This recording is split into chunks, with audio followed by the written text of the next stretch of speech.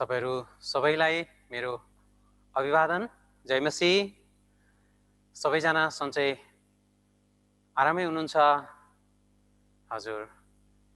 परमेश्वरसँग प्रार्थना गरेर हामी सुरु गर्छौं। आउनुहोस् म प्रार्थना गर्नेछु।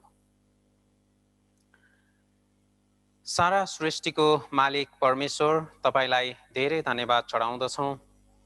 कारण तपाईले हामीलाई निरन्तर सहायता दिएर सुरक्षामा डोर्याइदिनु भएको छ। पापी मानिसहरूलाई बचाएर अनन्तको स्वर्ग राज्यमा जान सक्ने अनुग्रह तपाईले गरिदिनु भएको छ। आज पनि हामी तेस्रो दिन तपाईको जीवित वचनको अगाडि आएका छौं। हामी सबैलाई तपाईले अझ बढी अनुग्रह दिनु भएर तपाईको वचन बुझ्नलाई सहायता गरिदिनुहोस्। तपाई साँचो परमेश्वर हुनुहुन्छ अनि तपाई मात्रै परमेश्वर हुनुहुन्छ भनी बुझ्नलाई सहायता गरिदिनुहोस्। आज हामी तपाईले चुनेको इस्राएली जातिको विषयमा अध्ययन गर्नेछौं। यो जातिद्वारा हामीलाई बुझ्न आवश्यक कुराहरू बुझ्न सक्नको निम्ति तपाईको पवित्र आत्माले डोर्याइदिनुहोस्। शरीरमा अस्वस्थ, रोगी, बिरामी, कमजोर परिवारहरू कोही हुनुहुन्छ, प्रभु उहाँहरूलाई अनुग्रह राखिकन स्वस्थ चंगा गरिदिनुहोस्। जुमको माध्यमद्वारा तपाईको वचन प्रचार भइरहेको छ अनि सुन्न सकिरहेको छ। तपाईले अनुग्रह गरिदिनुहोस्। कुनै गडबडी, कुनै अप्ठ्यारो नआएको होस्। तपाईले सबै कुराको व्यवस्थापन मिलाइदिनुहोस्। धन्यवाद छ परमेश्वर पिता। अबको समय पनि तपाईको हातमा समर्पित गर्दछौं। तपाईले डोर्याइदिनुहोस्। तपाईको आत्माले हामी वचन सुन्ने र सुनाउने दुवैलाई डोर्याइदिनुहोस्, सहायता गरिदिनुहोस्। धन्यवाद चढाउँदै यो बिन्ती अनि प्रार्थना गर्दछौं येशू प्रभुको नाउँमा। आमीन। रोमीको पुस्तक 10 अध्यायलाई हेर्नेछौं। रोमी 10 अध्याय 17 पद। रोमी 10 को 17 पद म पढ्छु। रोमी 10 को 17। जे सुनिएको छ त्यसैबाट विश्वास आउँछ र जे सुनिन्छ त्यो ख्रीष्टको प्रचारबाट आउँछ। परमेश्वरले हामीलाई सहायता दिनुभएको छ र उहाँको अनुग्रहको कारण आज तेस्रो दिन पनि हामी उहाँको वचनको अगाडि आउन सकेका छौं। मण्डलीमा हामी थोरै छौं, सहयोगी व्यक्तिहरू मात्रै छौं। धेरै चाहिँ सबै जुमद्वारा नै आउनु भएको छ। निरन्तर तपाईहरुको यो उल्लेख्य सहभागितालाई देखेर परमेश्वर धेरै प्रसन्न हुनुहुन्छ भनेर हामी विश्वास गर्छौं र अहिले तपाई हामी हरेकको साथमा उहाँ हुनुहुन्छ र हामीलाई चाहिएको अनुग्रह प्रदान गरेर उहाँको वचन बुझ्दै उहाँमा अगाडि बढ्दै जानलाई परमेश्वरले सहायता दिनुहुनेछ। हामी आज पनि सधैँ झैं परमेश्वरको वचनलाई ध्यानपूर्वक सुन्नलाई एकदमै प्रयत्न गरौं। परमेश्वरले सहायता दिनुहुन्छ। एकछिन अगाडि हामीले सुनेको परमेश्वरको वचनमा के भन्नुहुन्छ? जे सुनिएको छ त्यसैबाट विश्वास आउँछ। सुनेको कुराद्वारा विश्वास आउँछ भन्नुभयो। हामीले परमेश्वरको वचनलाई सुन्दैछौं। परमेश्वरको वचन बाइबललाई सुन्दैछौं र यो वचनलाई सुनेर तपाई हामीले विश्वास पाउँछौं। एकदमै ठिक कुरा हो। परमेश्वर सृष्टिकर्ता हुनुहुन्छ भन्ने विषयमा उहाँको वचनलाई हामीले सुन्यौं र अब हामी विश्वास गर्छौं। साँच्चै नै बाइबलले बताएको परमेश्वर एकजना सृष्टिकर्ता परमेश्वर हुनुहुन्छ। परमेश्वरले मानिसलाई अदनको बगैँचामा सृष्टि गर्नु भएको कुरा वचनबाट हामीले सुन्यौं अनि अब हामी विश्वास गर्छौं परमेश्वरले मानिसलाई सृष्टि गरेर अदनको बगैँचामा राख्नु भएको थियो। हामीले सुन्यौं मानिस चाहिँ कुनै पशुबाट जीवहरू चाहिँ विकसित हुँदै हुँदै बाँदरबाट परिवर्तन भएर आएको प्राणी होइन, तर सुरुमा नै परमेश्वरले तपाई हामी जस्तै सबल, सक्षम, बोल्न सक्ने, सबै कुरा गर्न सक्ने मानिस आदमलाई सृष्टि गर्नु भएको थियो। उसको लागि सुन्दर श्रीमती हब्बालाई बनाउनु भएको थियो अनि तिनै आदम र हब्बाका सन्तान चाहिँ अहिले तपाई हामी हौं अनि यो चाहिँ वैज्ञानिकहरूले पनि प्रमाणित गर्नु भएको छ। तपाई हामी हरेक जनासँग आदमको एउटा कोष पाएका छौं भने अर्को चाहिँ हब्बाको तर्फबाट हामीले पाएका छौं अनि यी दुई कुरा चाहिँ कहिले पनि परिवर्तन हुँदैन भनेर हामीले बुझेका छौं। सुन्दै जाँदा तपाईँ हाम्रो विश्वास झन् झन् बलियो बलियो अनि हुँदै गइरहेको छ। परमेश्वरको वचनलाई आज पनि हामी सुन्नेछौँ अनि अझै हामी बलियो हुनलाई प्रयत्न गर्नेछौँ। हामीले त्यस पछाडि नोहको समयमा आएको जलप्रलयको विषयलाई पनि हेऱ्यौँ हैन। जलप्रलयको विषय अगाडि के भएको थियो थाहा थिएन, तर वचन सुनेपछि हामीलाई अहिले विश्वास लाग्छ। आजभन्दा कति वर्ष अगाडि भन्नुहुन्छ? 5000 वर्ष अगाडि जलप्रलय आयो भनेर भन्नुहुन्छ।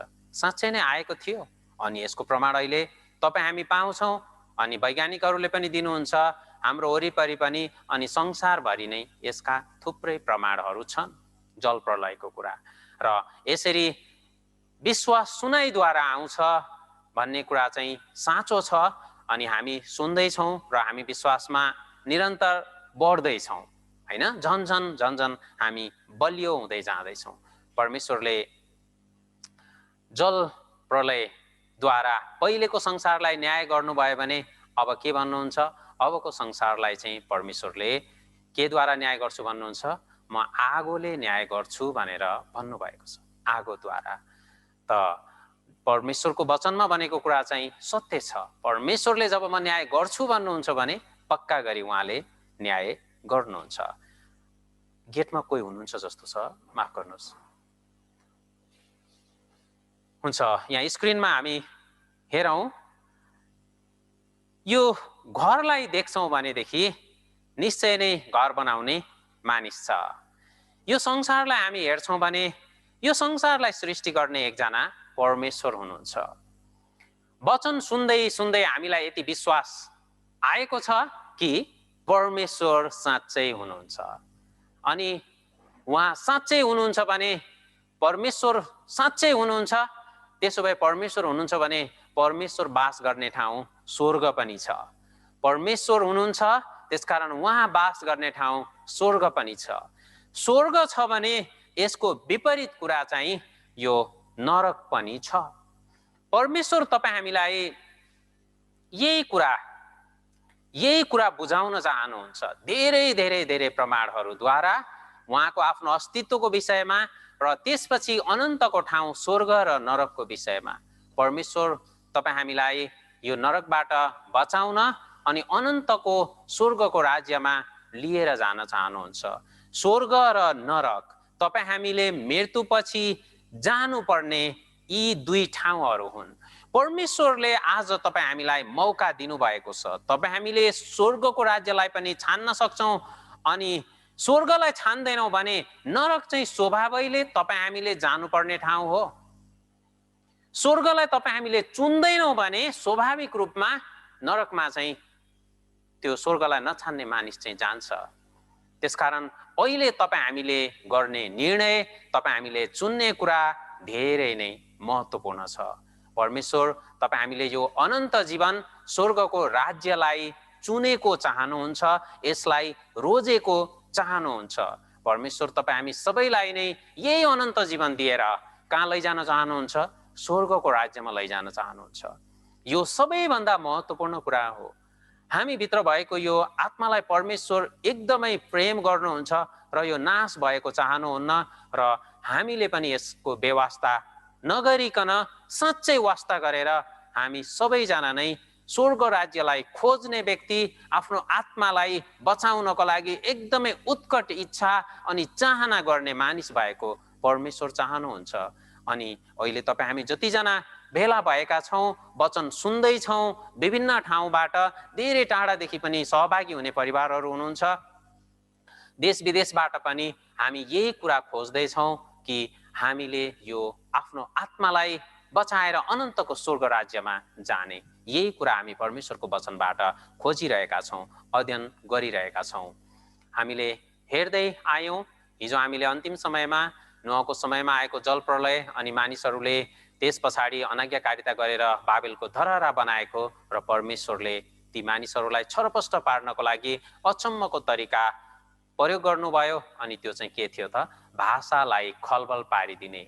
मानिसहरूले एकअर्काको बोली र भाषा नबुझुन् भनेर परमेश्वरले तिनीहरूको भाषा खलबल पारेपछि मानिसहरूले सहर बनाउन छोडे, धरहरा बनाउन छोडे अनि त्यहाँबाट तिनीहरू संसारभरि तित्तर बित्तर भएर गए। यो तितर-बितर भएर छरपष्ट भएपछि अब मानिसहरूको भाषा बेग्ला बेग्लै भयो। त्यसकारण ती मानिसहरूले अब परमेश्वर हुनुहुन्छ भनेर थाहा छ, परमेश्वरले न्याय गर्नुहुन्छ भनेर थाहा छ, तर साँचो परमेश्वर चाहिँ को हुनुहुन्छ यो विषयमा चाहिँ तिनीहरूले ठिकसँग बुझ्न सकेनन्। अनि जुन कुरालाई उनीहरूले देख्दथे त्यो कुनै विशेष खालको भयो भने त्यसैलाई नै अनि उनीहरूले ईश्वर मान्न थाले। एउटा अचम्मको प्राणी पशु देख्यो भने यही ईश्वर होला, एउटा धेरै अचम्मको ठुलो चिप्लो ढुङ्गा देख्यो भने ईश्वर यही होला, अनि एउटा ठुलो रुख देख्यो भने ईश्वर यही होला, अनि कुनै असल मान्छे देख्यो दयालु भने ओहो ईश्वर यही होला, अनि कुनै शक्तिशाली मानिस देख्यो भने ईश्वर यही होला। यस्तो मानिसहरूले विचार गर्न थाले र साँचो परमेश्वरलाई भुलेर मानिसहरूले आफ्नो कल्पना अनुसार, आफ्नो विचार अनुसार अनि सृष्टिकर्तालाई होइन तर सृष्टि गरिएका थोकहरूलाई चाहिँ ईश्वर मान्न थाले। त्यसकारण त्यो मान्ने क्रम चाहिँ अहिलेसम्म पनि मानिँदै मानिँदै मानिँदै मानिँदै मानिँदै तपाईँ हामीसम्म पनि आएको छ। अहिलेसम्म पनि अन्तिम अझै कतिसम्म मानिसहरूले यो गलत कुरालाई ईश्वर मान्ने हुन् थाहा छैन। परमेश्वरलाई धन्यवाद भएको होस्, तपाईँ हामीले यस्तो गलत कुरा मान्नबाट फर्केर साँचो परमेश्वरलाई खोज्ने, उहाँलाई चिन्ने मौका पाएका छौँ। मान्ने भन्ने कुरा आफैमा गलत छ। मान्नु भनेको चाहिँ वास्तवमा त्यो कुरा होइन तर त्यसलाई चाहिँ हो भनेर मान्ने हो। त्यो जस्तै उदाहरणको लागि यो यहाँ तपाईँहरू देख्नुहुन्छ यो चाहिँ यो पानीको बोतल हो। त कसैले चाहिँ के भन्नुहुन्छ यो यो यतातिर यो टल्किने पनि छ है, त्यसकारण यो चाहिँ टर्च लाइट भनेर विचार गर्नु हुँदो रहेछ। मैले कहीँ गएको ठाउँमा चाहिँ यो चाहिँ लाइट हो भनेर यसरी विचार गर्नुहुन्छ। त उदाहरणको लागि भन्यो भने मानौ यो चाहिँ लाइट हो भन्यो भने मान्न त सकिन्छ, तर यो लाइट हो त होइन। यो चाहिँ मान्ने कुरा मात्रै हो। मानेर चाहिँ यो पानीको बोतललाई टर्च लाइट मानेर लाइट हुँदैन। त्यसै गरी साँचो परमेश्वर चाहिँ एकजना मात्रै हुनुहुन्छ, तर उहाँलाई अब अरू नै कुरालाई परमेश्वर मानेर कसरी त्यो कुरा परमेश्वर हुन सक्छ र? यो समस्या चाहिँ आजभन्दा 4000 वर्ष अगाडिको घटना हो। मानिसहरू साँचो परमेश्वरबाट एकदमै टाढा भएका थिए। परमेश्वरलाई खोज्ने मानिस, साँचो परमेश्वरलाई चिन्ने मानिस थिएन र यस्तै मानिसहरूको बीचबाट परमेश्वरले एकजना व्यक्ति अब्राहमलाई बोलाउनु भएको घटना हामी पाउँदछौँ। एकजना मानिस अब्राहम। अब्राहम तपाईँ हामी जस्तै मूर्ति पूजा गर्ने परिवारमा जन्मिएका अनि साँचो परमेश्वरलाई नचिनेर यस्तो जीवन बिताइरहेको मानिस हुनुहुन्थ्यो। परमेश्वरले उहाँलाई बोलाउनु भयो। हामी हुन्छ यहाँ एकछिन स्क्रिनमा हेरौँ। परमेश्वरले नोआलाई जलप्रलयद्वारा बचाउनु भयो। नोआ बाँच्नु भयो। उहाँको 3 जना छोरा सेम, हाम र एपेत बाबेलको धरहरा बनाउन पुगे। त्यसपछि धेरै मानिसहरू भएर परमेश्वरले तिनीहरूलाई खलबल पारिदिनु भयो। भाषा र संसारभरि छरपष्ट भए। मानिसहरू धेरै थिए। यी धेरै मानिसहरू मध्येको बीचबाट आजभन्दा 4000 वर्ष अगाडि परमेश्वरले यो अब्राहम भन्ने व्यक्तिलाई बोलाउनु भयो। उत्पत्ति 12 अध्यायमा हामी यो कुरा पाउँछौँ। उत्पत्ति 12 को 1 पद, परम प्रभुले अब्राहमलाई भन्नुभयो, तेरो देश र तेरा कुटुम्ब तथा तेरा पिताका घरबाट निस्केर जुन देश म तँलाई देखाउँछु त्यहाँ जा। म तँबाट एउटा ठुलो जाति खडा गर्नेछु र तँलाई आशिष दिनेछु। म तेरो नाउँ प्रसिद्ध गराउनेछु र तँ आशिषको मूल हुनेछस्। तँलाई आशिष दिनेहरूलाई म आशिष दिनेछु र तँलाई श्राप दिनेहरूलाई श्राप दिनेछु। तँद्वारा नै पृथ्वीका सबै कुलले आशिष पाउनेछन्। परमेश्वरले अब्राहमलाई 3टा कुरा प्रतिज्ञा गर्नुभयो। एउटा देश, अर्को जाति र अर्को चाहिँ आशिषको मूल हुने कुरा। परमेश्वरले अब्राहमलाई यो 3वटा कुरा दिने प्रतिज्ञा गर्नुभयो। परमेश्वरले अब्राहमलाई दिन्छु भन्नुभएको प्रतिज्ञाको देश चाहिँ कनान देश हो र परमेश्वरले अब्राहमलाई तँबाट ठुलो एउटा जाति खडा गर्छु भन्नुभयो। त्यो ठुलो जाति चाहिँ इस्रायल जाति हो र तँ आशिषको मूल हुनेछस् भनेर परमेश्वरले भन्नुभयो। यो आशिषको मूल चाहिँ येशू ख्रीष्ट हुनुहुन्छ। परमेश्वरले अब्राहमलाई यो 3वटा कुरा प्रतिज्ञा गर्नुभएको थियो र कल्दीहरूको उर भन्ने ठाउँबाट परमेश्वरले अब्राहमलाई बोलाउनु भयो। परमेश्वरको आवाजलाई सुनेर के आवाज आउँदैछ? परमेश्वरको आवाजलाई सुनेर अब्राहम परमेश्वरले डोर्याउनु भएको ठाउँमा जानुभयो र अब्राहमलाई परमेश्वरले धेरै वृद्ध अवस्थामा पनि 100 वर्षको उमेरमा एउटा छोरा इसाक दिनुभयो। इसाकले पछि अर्को एउटा छोरा याकुबलाई जन्माए अनि यिनै याकुबको समयमा चाहिँ अनिकाल पर्यो र याकुब र उनका 12 छोराहरू सबै नै अनि मिश्र देशमा चाहिँ यसरी के को लागि गए त? अनिकाल भएको कारण आफ्नो ज्यान बचाउनको लागि त्यहाँ गएका छन्।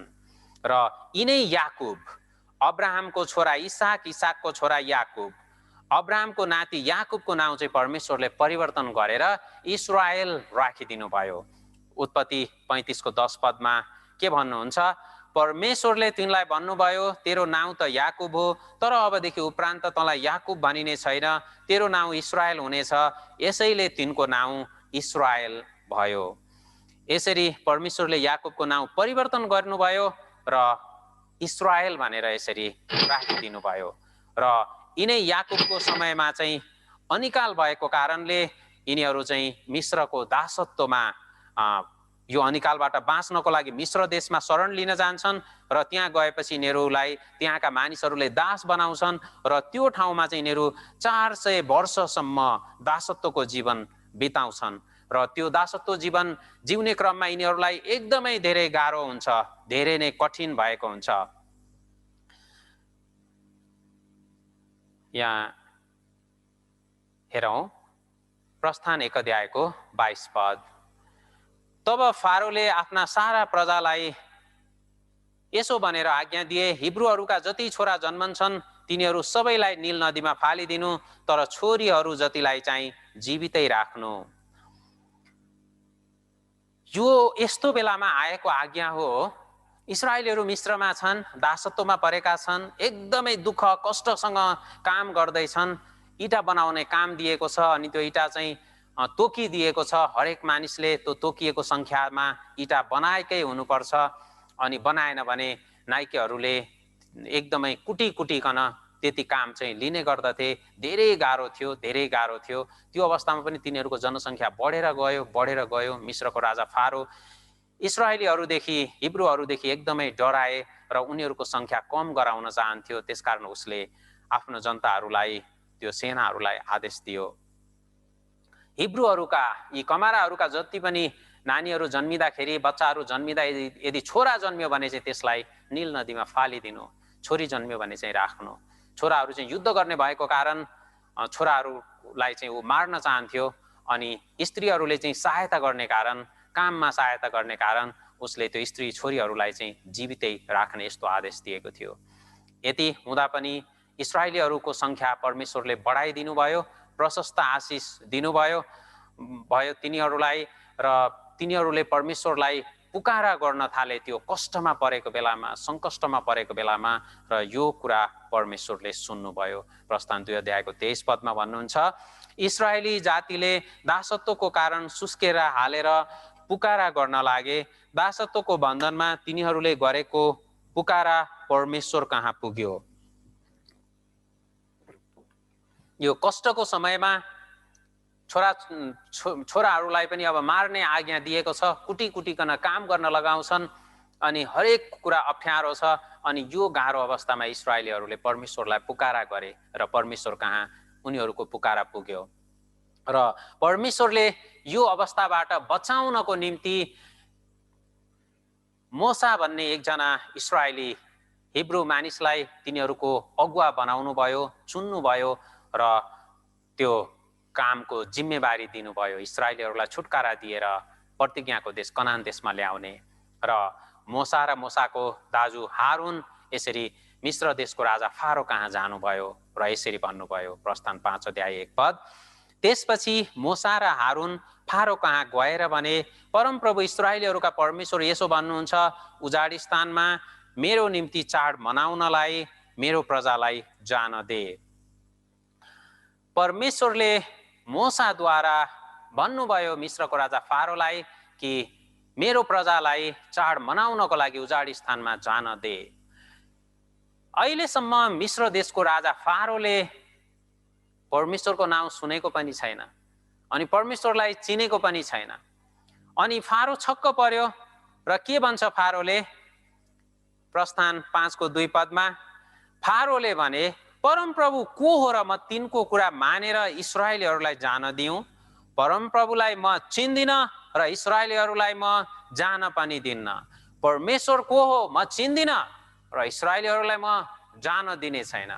फारोले साँच्चै नै परमेश्वरलाई चिन्दैन थियो। परमेश्वर को हो यसरी भन्दैछ। मिस्र देशको राजा फारोले चाहिँ अरू थुप्रै देवताहरू मूर्तिहरू बनाएको थियो अनि तिनै मूर्तिहरूको उसले सेवा गर्थ्यो अनि तिनै मूर्तिहरूलाई उसले मान्दथ्यो। त्यही मूर्तिले नै बचाउँछ, त्यही मूर्तिले नै सबै कुरा गर्छ, यही कुरामा उसले आशा अनि भरोसा राखेको थियो। त्यसकारण अर्को जीवित परमेश्वरको कुरा जब मोसाले गएर भन्नुभयो, फारोले सुनेन, फारोले यो कुरा पत्याएन र इस्राएलीहरूलाई जान दिएन। परमेश्वर साँच्चै नै परमेश्वर हुनुहुन्छ। उहाँ चाहिँ साँचो परमेश्वर हुनुहुन्छ। यसको प्रमाण बाइबलको हरेक खण्डमा हामी पाउँदछौँ। अनि आज पनि हामीले साँच्चै उहाँ चाहिँ कस्तो परमेश्वर हुनुहुन्छ भनेर उहाँको जाति इस्राएली जातिद्वारा देखाउनु भएको विषयलाई तपाईँ हामी हेर्नेछौँ। संसारमा साँचो परमेश्वरलाई चिनेका थिएनन् अनि मानिसहरू मूर्तिको पछि लागेका थिए। यो बेलामा परमेश्वरले आफूलाई प्रकट गराउनु भएको छ। त्यस बेला मिस्र देश चाहिँ अहिले यो संसारमा भएको अमेरिका जस्तै शक्तिशाली, एकदमै प्रभावशाली ठुलो देश थियो र मिस्रको गुणगान र मिस्रको विषयमा चाहिँ संसारभरि सबैले जानेको थियो, सबैले सुनेको थियो।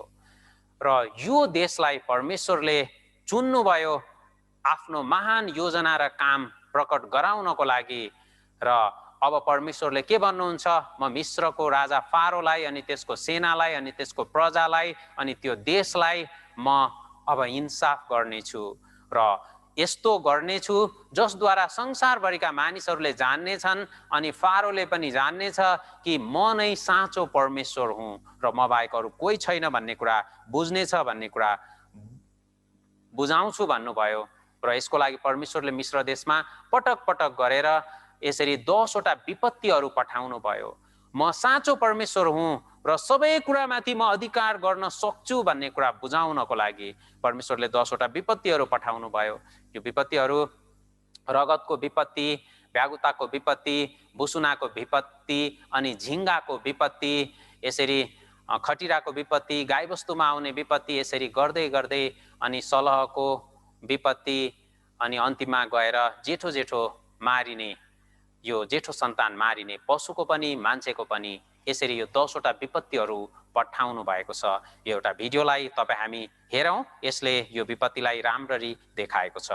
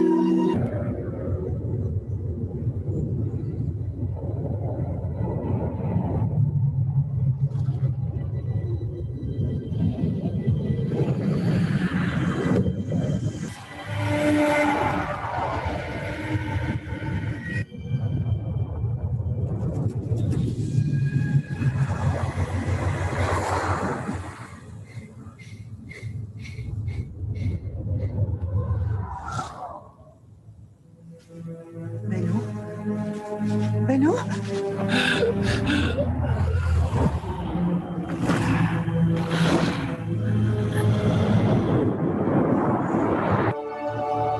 Firoz. Tekeray?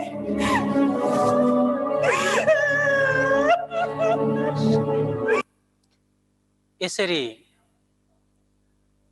10 वटा विपत्ति परमेश्वरले पठाउनुभयो, एकपछि अर्को गरेर फारोले परमेश्वरलाई टेरेन, परमेश्वरको अस्तित्वलाई उसले स्वीकार गरेन अनि एकपछि अर्को अर्कोपछि अर्को गर्दै उहाँले विपत्ति पठाउनु भयो र अन्तिममा जब जेठो जेठो सन्तान मारिने 10औं विपत्ति पठाउनु भयो, त्यसपछि फारोको जेठो छोरा पनि मारियो, अरू प्रजाका पनि अनि गाईबस्तुको पनि सबै यसरी जेठो जेठो सन्तान मारिएपछि फारोले परमेश्वरको प्रजा इस्राएलीहरूलाई 400 वर्षको दासत्वबाट मुक्त गरिदिएर जाने अनुमति दियो। परमेश्वरले यहाँ भन्नुभएको वचन पूरा गर्नुभयो। प्रस्थान 6 अध्यायको 5 र 6 पदमा, यसबाहेक मिश्रीहरूले दासत्वमा राखेका इस्राएलीहरूका कष्टको सुस्केरा मैले सुनेको छु र मलाई मेरो करारको सम्झना भएको छ। यसकारण इस्राएलीहरूलाई भन्, म परमप्रभु हुँ, म तिमीहरूलाई मिश्रीहरूका बोझा मुनिबाट निकाल्नेछु र तिनीहरूको दासत्वबाट छुटकारा दिनेछु। आफ्नो हात उठाएर तिनीहरूलाई भारी दण्ड दिएर म उद्धार गर्नेछु। परमेश्वरले जे भन्नुभयो त्यो साँच्चै नै पूरा गर्नुभयो। प्रस्थान 12 अध्यायको 12 पदमा पनि के भन्नुहुन्छ परमेश्वरले? त्यस रात म मिश्र भएर जानेछु र मिश्रका मानिस र पशु दुवैका पहिले जन्मेकाहरूलाई मार्नेछु र मिश्रका सबै देवताहरूका विरुद्धमा म इन्साफ गर्नेछु। म परमप्रभु हुँ। मिश्रका सबै देवताहरूका विरुद्धमा म इन्साफ गर्नेछु, परमेश्वरले भन्नुभयो। मिश्रको राजा फारोले जुन उसको आफ्नो देवताहरूमाथि भरोसा गरेको थियो र यिनीहरूले मलाई बचाउँछन् भनेको थियो, तर तिनीहरूले बचाउन सकेनन्, केवल तिनीहरू नाम मात्रका हुन्। तर परमेश्वर चाहिँ साँचो परमेश्वर हुनुहुन्छ र उहाँले जब मिश्रमा विपत्ति पठाउनु भयो, त्यो विपत्तिबाट फारोले आफूलाई अनि आफ्नो प्रजालाई, आफ्नो छोरालाई पनि बचाउन सकेन। परमेश्वर चाहिँ साँचो परमेश्वर हुनुहुन्छ। र यसपछिको घटनालाई हामी हेर्छौँ भने इस्राएलीहरू यसरी मिश्र देश छोडेर फर्केर आउँदा बाटोमा लाल समुद्र भएको ठाउँमा आइपुग्छन् अनि त्यो समुद्र तरेर जान उनीहरू सक्दैनन्। अनि अगाडि गयो भने समुद्र छ, पछाडि फर्किँदाखेरि चाहिँ अब फेरि फारोको सेनाहरू चाहिँ इस्राएलीहरूलाई खेद्दै खेद्दै फेरि कमारा बनाउनको लागि लिन आइरहेका हुन्छन्। अनि त्यस बेलामा मोसाले परमेश्वरसँग प्रार्थना गर्नुहुन्छ, परमेश्वरले मोसाको प्रार्थना सुन्नुहुन्छ। अनि त्यहाँ फेरि परमेश्वरले अर्को एकपटक अचम्मको काम गर्नुहुन्छ। लाल समुद्रलाई दुई भाग गरेर आफ्नो प्रजा इस्राएलीहरूलाई ओबानो भूमिबाट यसरी तारेर ल्याउनुहुन्छ। अनि त्यो समुद्रलाई दुई भाग गरेपछि त्यो बिचको ओबानो जमिनमा जब इस्राएलीहरू जान्छन् अनि उनीहरूको पछि पछि मिस्रको राजा फारो अनि उसका सेनाहरू पनि जान्छन्। तर मिस्रको राजा फारो र उसका सेनाहरूलाई परमेश्वरले फेरि त्यो पानीलाई फर्काइदिएर तिनीहरूलाई त्यही डुबाएर मारिदिनु भएको घटना हामी बाइबलमा बताएको पाउँदछौँ। बाइबलमा बताइएका घटनाहरू चाहिँ ऐतिहासिक रूपमा अनि खोजेर हेर्दाखेरि सबै नै सत्य पाइएका छन्, सबै नै। यहाँ हामी देख्छौँ भने यसरी इस्राएली जाति चाहिँ लाल समुद्र तरेर यसरी गएको र त्यो तरेर गएका थुप्रै प्रमाणहरू हामी पाउँदछौँ। यो चित्रमा देख्नुहुन्छ, यो चाहिँ इस्राएलीहरू मिस्र देश निस्केर आएको बेलामा राज्य गर्ने राजा मेरेनेप्ता हो, फारो मेरेनेप्ता। फारो भनेको चाहिँ श्री 5 महाराज विराज नेपालको सन्दर्भमा भन्यो भने, अनि मेरेनेप्ता भनेको चाहिँ यसको नाम हो। श्री 5 वीरेन्द्र, श्री 5 ज्ञानेन्द्र भने जस्तो फारो मेरेनेप्ता, फारो रामसेस पहिलो, रामसेस दोस्रो, यस्तो कुराहरू छ। मिस्रको एउटा अचम्मको तरिका छ, त्यो चाहिँ के भयो, यी राजाहरू मर्यो भने यो राजाको मृत शरीरलाई यिनीहरूले चिहानमा लगेर गाड्दैनन् अनि हाम्रो देशमा जस्तो यसरी जलाउँदैनन् पनि।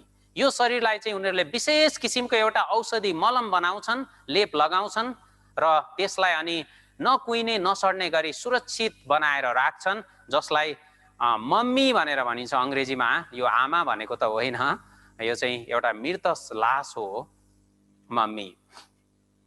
यो देख्नुहुन्छ, यो चाहिँ फारो मेरेनेप्ता हो।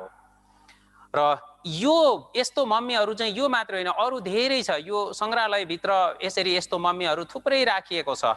यो चाहिँ यो शरीरलाई यसरी तयार गर्दैछन्, मरेको लासलाई सधैँभरि सुरक्षित राख्नको लागि। अनि यो सिसाको बाकसहरूमा यसरी यो राखिएको छ। यो अर्को एउटा राजालाई यहाँ देख्नुहुन्छ, यो अर्को राजालाई यहाँ देख्नुहुन्छ, यो अर्को राजालाई यहाँ देख्नुहुन्छ। यी सबै एक किसिमका छन् भने यो मेरेनेप्ता चाहिँ अर्को किसिमको छ। यहाँ तुलना गरौँ यो राजा र यो फारो मेरेनेप्ता। यो चाहिँ पानीमा डुबेर उसको शरीर चाहिँ मरेको थियो भनेर बाइबलमा बताउनु भएको छ। त्यसकारण यो पानीमा डुबेको कारण यसको चाहिँ यो समुद्रको नुनिलो पानीले हेर्नुहुन्छ, यो मुखको वरिपरि आँखी भाउ हुँदै यसरी यो नुन यसको शरीर मृत शरीरबाट चाहिँ यो सेतो नुनको मात्रा निस्किएको छ। यो र यो बिचको फरक भनेको चाहिँ यो चाहिँ पानीमा डुबेको थियो भन्ने कुराको प्रमाण चाहिँ यो मेरेनेप्ताको शरीरले, उसको मृत शरीरले पनि अहिले देखाउँछ। अनि इस्राएलीहरू लाल समुद्र तरेर गएका थुप्रै प्रमाणहरू खोज अनुसन्धानद्वारा भेटिएको छ। अचम्मको कुरा छ, बाटोमा, जमिनमा, जङ्गलतिर चाहिँ यसरी रथहरूको पाङ्ग्राहरू भेटिनु, होइन, घोडाहरू भेटिनु, यो स्वाभाविक कुरा हो। तर समुद्रभित्र रथ भेटिन्छ, समुद्रमा चाहिँ बिग्रिएको भाँचिएको पानी जहाज भेटिने कुरा चाहिँ स्वाभाविक कुरा हो। तर अचम्मको कुरा, समुद्रभित्र चाहिँ यो जमिनमा चल्ने रथहरू पाइन्छ, घोडाहरू यसरी भेटिएको छ, तिनीहरूको अवशेषहरू भेटिएको छ, मरेको त्यो अस्थिपञ्जरहरू भेटिएको छ। यो लाल समुद्रभित्र जहाँबाट इस्राएलीहरू तरेर गएका थिए भनेर भनेको छ, यो ठाउँमा चाहिँ यहाँ देख्नुहुन्छ यो रथको पाङ्ग्रा हो यसरी। र यो ठाउँबाट चाहिँ इस्राएलीहरू चाहिँ यसरी तरेर गएको पाइएको छ। यहाँ हेर्नुहुन्छ, यस्तो यो रथको पाङ्ग्राहरू यो मिस्रको राजा फारोले प्रयोग गर्ने यी त अहिले सङ्ग्रहालयमा भए जस्तै यो रथको पाङ्ग्राहरू चाहिँ त्यो लाल समुद्रभित्र अहिले त्यहाँबाट यसरी भेटिएको छ, यसरी तिनीहरू पाइएको छ, यस्तो रथको पाङ्ग्राहरू। र यहाँ अर्को कुरा हेरौँ, इस्राएलीहरू लाल समुद्र तरेर गए भनेर भनिएको छ। यसको विषयमा यहाँ केही कुराहरू छ।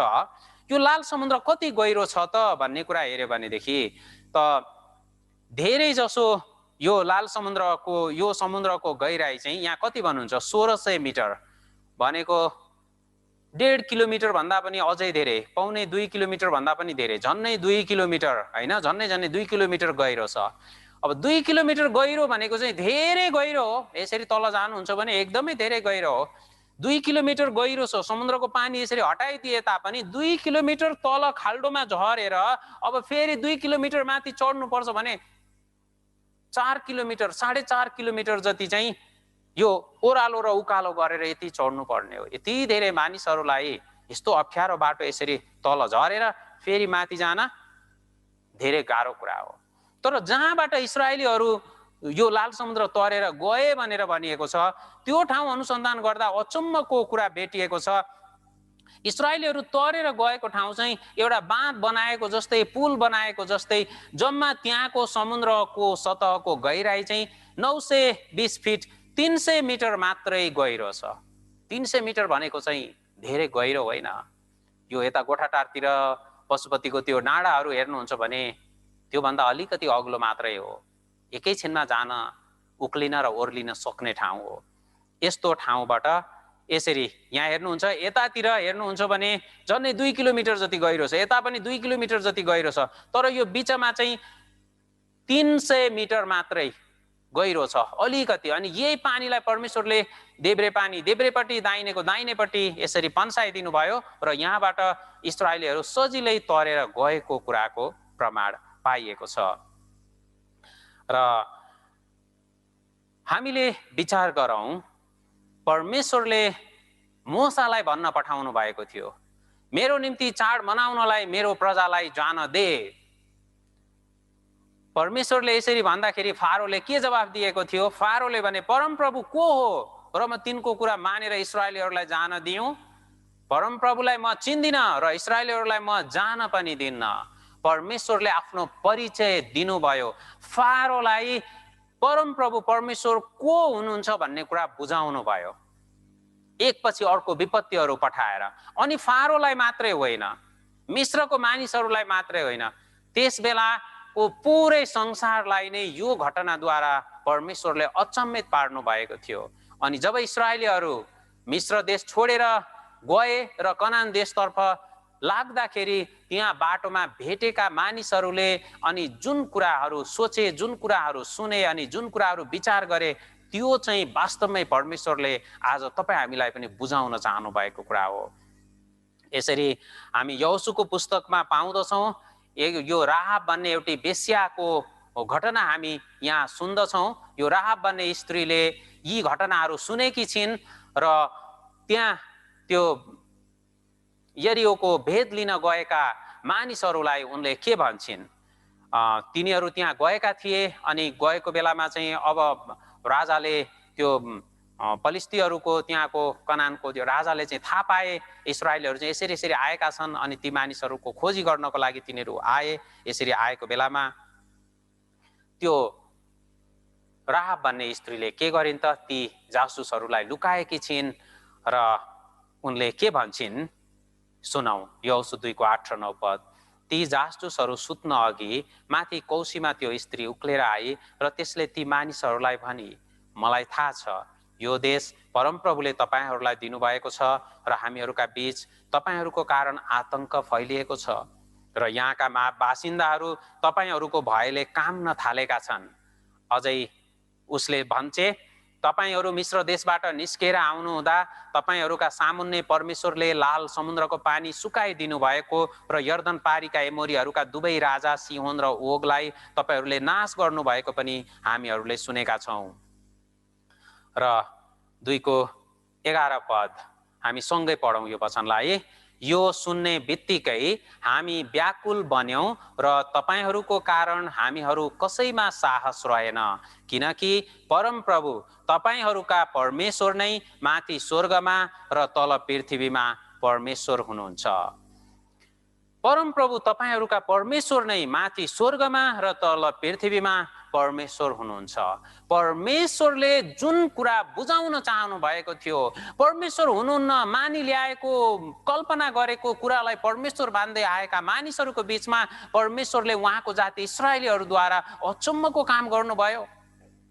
मिस्र देशमा 10वटा विपत्ति पठाउनु भयो, लाल समुद्रलाई 2 भाग गर्नुभयो, अनि जे जति काम उहाँले आफ्नो प्रजा इस्राएलीहरूको माझमा गर्नुभयो, यी घटनाहरूको कारणले संसारभरिका मानिसहरूले अब बुझ्दैछन् उहाँ बाहेक अर्को परमेश्वर छैन।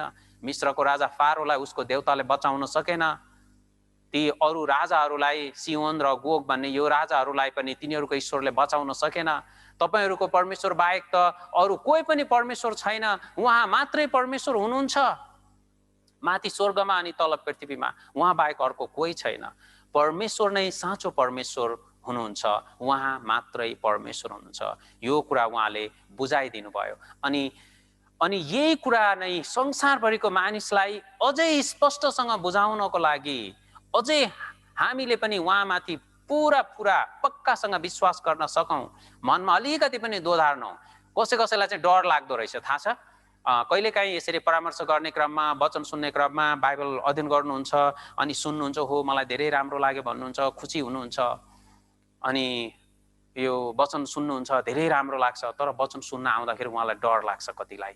अनि के भन्छु भाइ, मैले त अर्को देवता मान्दै गरेको हो, अरू ईश्वरहरूलाई यसरी मान्दै गरेको हो, अब यहाँ आएर त्यो छोड्यो भने त फेरि मलाई नराम्रो हुँदैन, म त मर्छु होला, मलाई त नराम्रो हुन्छ होला, श्राप आउँछ होला, यस्तो हुन्छ होला, त्यस्तो हुन्छ होला भनेर धेरै डराउने मानिसहरू अहिले पनि हुनुहुन्छ, त्यति बेला पनि हुनुहुन्थ्यो। तर परमेश्वर बाहेक अरू कोही पनि परमेश्वर छैन। अनि साँच्चै आशिष दिन सक्ने, श्राप दिन सक्ने, बचाउन सक्ने र न्याय गर्न सक्ने चाहिँ यो बाइबलले भनेको परमेश्वर मात्रै हुनुहुन्छ। उहाँले चाहिँ आशिष दिन चाहनुहुन्छ भने आशिष दिन सक्नुहुन्छ, उहाँले मानिसलाई दण्ड दिन चाहनुहुन्छ भने उहाँले दण्डित पनि गर्न सक्नुहुन्छ, किनभने उहाँ साँचो र जीवित परमेश्वर हुनुहुन्छ। यही कुरा बुझाउन परमेश्वर चाहनुहुन्थ्यो र यो कुरो बुझाउनलाई नै परमेश्वरले उहाँले चुन्नु भएको यो जाति इस्राएलीहरूलाई आफ्नो साक्षी र गवाही बनाउनु भएको छ। यसैया 43 अध्यायको 10 पद म पढ्छु। के भन्नुहुन्छ यहाँ परमेश्वर? परमप्रभु भन्नुहुन्छ, तिमीहरू मेरा साक्षी र मैले चुनेका दास हौ, र तिमीहरूले मलाई चिन्न र विश्वास गर्न सक, अनि म उही हुँ भनी बुझ्न सक। म भन्दा अघि कोही ईश्वर नै बनिएको थिएन, न त म पछि कोही हुनेछ। परमेश्वरले इस्राएलीहरूलाई उहाँको साक्षी बनाउनु भयो, उहाँको गवाही बनाउनु भयो, र यसैको लागि उहाँले तिनीहरूलाई चुन्नु भयो। अनि इस्राएलीहरू परमेश्वरको साक्षी भएका छन्, इस्राएलीहरू परमेश्वरको गवाही भएका छन्। साक्षी भनेको चाहिँ के हो? कुनै पनि घटना, कुनै पनि कुरालाई देखेको जानेको व्यक्ति, जसले त्यो घटनाको विषयमा बताउँदछ, ठिक कुरा बताउँछ। इस्राएलीहरू चाहिँ परमेश्वरको साक्षी। परमेश्वर कस्तो हुनुहुन्छ, परमेश्वरले के गर्नुहुन्छ, यो कुरा इस्राएलीहरूले बताउँछन्। यही कुरा मानिसहरूलाई सुनाउनको लागि अनि बुझाउनको लागि परमेश्वरले इस्राएलीहरूलाई चुन्नुभयो। र महत्त्वपूर्ण कुरा चाहिँ के गवाही दिन्छन्, के को गवाही दिन्छन् तिनीहरूले? यहाँ हेऱ्यो भने के भन्नुहुन्छ? म भन्दा अघि कोही ईश्वर नै बनिएको थिएन, न त म पछि कोही हुनेछ। यो बाइबलले बताएको परमेश्वर मात्रै परमेश्वर हुनुहुन्छ, उहाँ भन्दा अरू कोही पनि परमेश्वर छैन, पहिले पनि थिएन र अब पछि पनि हुने छैन। यही कुरा उहाँ बुझाउन चाहनुहुन्छ। आज हामी इस्राएली जातिहरूद्वारा साँच्चै परमेश्वरलाई अझ नजिकबाट चिन्नेछौँ। यो इस्राएली जाति बसेको देश चाहिँ इस्रायल देश हो। इस्रायल देश चाहिँ यहाँ चित्रमा हेर्नुहुन्छ भने हाम्रो देशभन्दा धेरै सानो देश हो। यो चाहिँ 8 गुणा जति सानो छ हाम्रो देश नेपालभन्दा। नेपालको बागमती अञ्चल जति मात्रै छ जम्मै। इस्रायलको जनसङ्ख्या पनि हेर्छौँ भनेदेखि थोरै छ, यो धेरै छैन। 90 करोड जति भनिएको छ। अलिक अगाडिकोमा हेऱ्यो भने 1 करोड भन्दा पनि कम छ यो इस्राएली जाति। परमेश्वरले यो इस्राएली जातिलाई किन चुन्नुभयो यहाँ हामी हेरौँ। पहिलो कारण चाहिँ के भन्नुहुन्छ? परमेश्वरको साक्षी गवाही हुनको लागि। र अर्को चाहिँ के हो? इस्राएली जाति चाहिँ संसारको सबै जातिहरू मध्येको अल्पसङ्ख्यक, थोरै जना थिए, उनीहरूको जनसङ्ख्या एकदमै थोरै थियो। थोरै भएकोले परमेश्वरले चुन्नुभयो। अर्को चाहिँ के हो? संसारको केन्द्रमा अवस्थित भएको हुनाले, पृथ्वीको बिचमा पर्छ इस्रायल चाहिँ, त्यसकारण परमेश्वरले आफ्नो साक्षी र गवाही हुनको लागि यो संसारको बिचमा भएको केन्द्रको देशलाई छान्नुभयो। अनि अहिले तपाईँ हामीले पढ्ने यो बाइबल सबभन्दा पहिले परमेश्वरले कसलाई दिनुभयो? इस्राएलीहरूलाई दिनुभयो। सबभन्दा पहिले बाइबल कुन भाषामा लेखेको हो? इस्राएलीहरूको भाषा हिब्रू भाषामा लेखिएको हो। त्यसपछि त्यो भाषाबाट अरूमा अनुवाद हुँदै हुँदै अहिले तपाईँ हामीसम्म पनि आइपुगेको छ। र अर्को पाँचौं कारण महत्त्वपूर्ण छ। परमेश्वरले के भन्नुहुन्छ? अन्य जातिहरूका लागि उदाहरण हुन। परमेश्वरले हेर्नु हुँदाखेरि चाहिँ यो संसारका मानिसहरूलाई दुई भागमा, जातिलाई, मानिसलाई दुईटा समूहमा बाँड्न सकिन्छ। एउटा चाहिँ इस्राएली जाति जो परमेश्वरले चुनेको जाति हुन्, अनि अर्को चाहिँ अन्य जाति, दोस्रो चाहिँ त्यो अन्य जाति भनेको चाहिँ इस्राएली भन्दा बाहेकका मानिसहरू। तपाईँ हामी सबै नै अन्य जाति हौँ। परमेश्वरले यो इस्राएली जातिद्वारा तपाईँ हामीलाई नमुना देखाउनु भएको छ, उदाहरण देखाउनु भएको छ। इस्राएली जातिले के गरे र के प्रतिफल पाए, तपाईँ हामीलाई पनि तिनीहरूद्वारा शिक्षा दिन चाहनुहुन्छ, हामीलाई बुझाउन चाहनुहुन्छ कि हामीले पनि के गर्नुपर्छ अनि के गर्छौँ भने के हुन्छ। महत्त्वपूर्ण कुरा चाहिँ साँचो परमेश्वरलाई चिन्न सकेनौँ र उहाँको वचनमा हामी आज्ञाकारी भएनौँ भने परमेश्वरले निश्चय नै दण्ड दिनुहुन्छ, न्याय गर्नुहुन्छ। यदि उहाँको वचनमा हामी आज्ञाकारी भयौँ, उहाँको प्रतिज्ञालाई विश्वास गरेर उहाँले दिनुभएको आज्ञा हामीले पालन गर्छौँ भने अनि उहाँले प्रतिज्ञा गर्नुभएको त्यो आशिष, अनन्त स्वर्गको राज्य उहाँले तपाईँ हामीलाई दिनुहुन्छ। यदि यो अनाज्ञाकारिता गर्छौँ भने चाहिँ निश्चय नै दण्ड दिएर उहाँले नरकमा पठाउनुहुन्छ। मानिसहरूको समस्या चाहिँ के हो? के स्वर्ग, के नरक, कसले देखेको छ, यसरी भन्ने मानिसहरू छन्। मरेपछि सबै सिद्धिहाल्यो नि, यसरी भन्ने मानिसहरू छन्। यो मानिसहरूलाई साँच्चै नै परमेश्वरमा अनाज्ञाकारी गर्छ भने परमेश्वरले दण्ड दिनुहुन्छ अनि नरक छ भन्ने कुरा पनि इस्राएलीहरूको जीवनद्वारा परमेश्वरले तपाईँ हामीलाई सजिलो गरी बुझ्न अनि महसुस समेत गर्न सक्ने गरी बताउनु भएको छ। परमेश्वरले इस्राएली जातिलाई चुन्नुभयो। यो चुन्नु भएको चाहिँ इस्राएली जाति धेरै बलियो, धेरै ठुलो, शक्तिशाली भएको कारणले होइन भन्नुहुन्छ। व्यवस्था 7 अध्यायको 6 र 7 पदमा के भन्नुहुन्छ यहाँ हेऱ्यो भनेदेखि, तिमीहरू संख्यामा अरू जातिहरू भन्दा धेरै भएकाले परमप्रभुले तिमीहरूलाई प्रेम गर्नुभएको वा छान्नु भएको होइन, किनकि तिमीहरू त संख्यामा सबै जातिहरू भन्दा कम थियौ। इस्राएली जाति चाहिँ सानो संख्यामा थिए, परमेश्वरले यिनीहरूलाई चुन्नुभयो। यो थोरै संख्याको भए तापनि र यो थोरै संख्याको इस्राएली जातिलाई परमेश्वरले चुन्नुभयो। कारण चाहिँ के हो? यो इस्राएली जातिको माध्यमद्वारा परमेश्वरले धेरै अचम्मका र शक्तिशाली कामहरू गर्नुभएको छ र यो कामद्वारा चाहिँ उहाँले आफूलाई प्रकट गराउनु भएको छ। यो अचम्मका कामहरूद्वारा, शक्तिशाली कामहरूद्वारा। र यो काम गर्ने चाहिँ इस्राएलीहरू होइनन्, इस्राएलीहरूको माध्यमद्वारा काम गर्ने चाहिँ परमेश्वर हुनुहुन्छ। यो बाइबलले बताएको परमेश्वर, इस्राएलीहरूलाई चुन्नुहुने, इस्राएलीहरूलाई आफ्नो प्रजा बनाउनु हुने परमेश्वर हुनुहुन्छ। यो कुरा बुझाउनु भयो र परमेश्वरले इस्राएलीहरूको बीचमा धेरै अचम्मका शक्तिशाली कामहरू गर्नुभयो र परमेश्वरले यिनीहरूसँग प्रतिज्ञा, करार पक्का गर्नुभयो।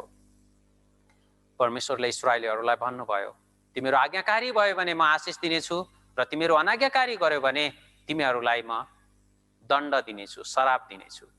आज्ञाकारी हुँदाखेरि के आशिष पाउने त्यो पनि भनिदिनु भयो, अनि अनाज्ञाकारी गर्यो भने के श्राप पाउने हो त्यो पनि भनिदिनु भयो।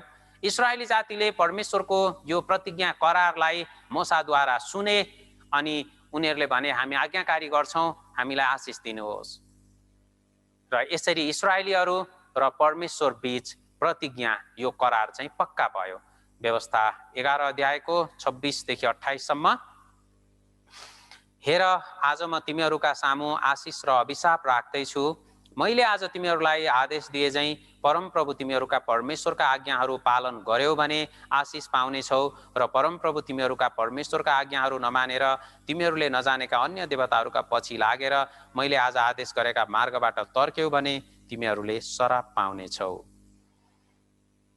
आज्ञाकारी भयो भने आशिष र अनाज्ञाकारी गर्यो भने श्राप पाउने कुरा परमेश्वरले भन्नुभयो।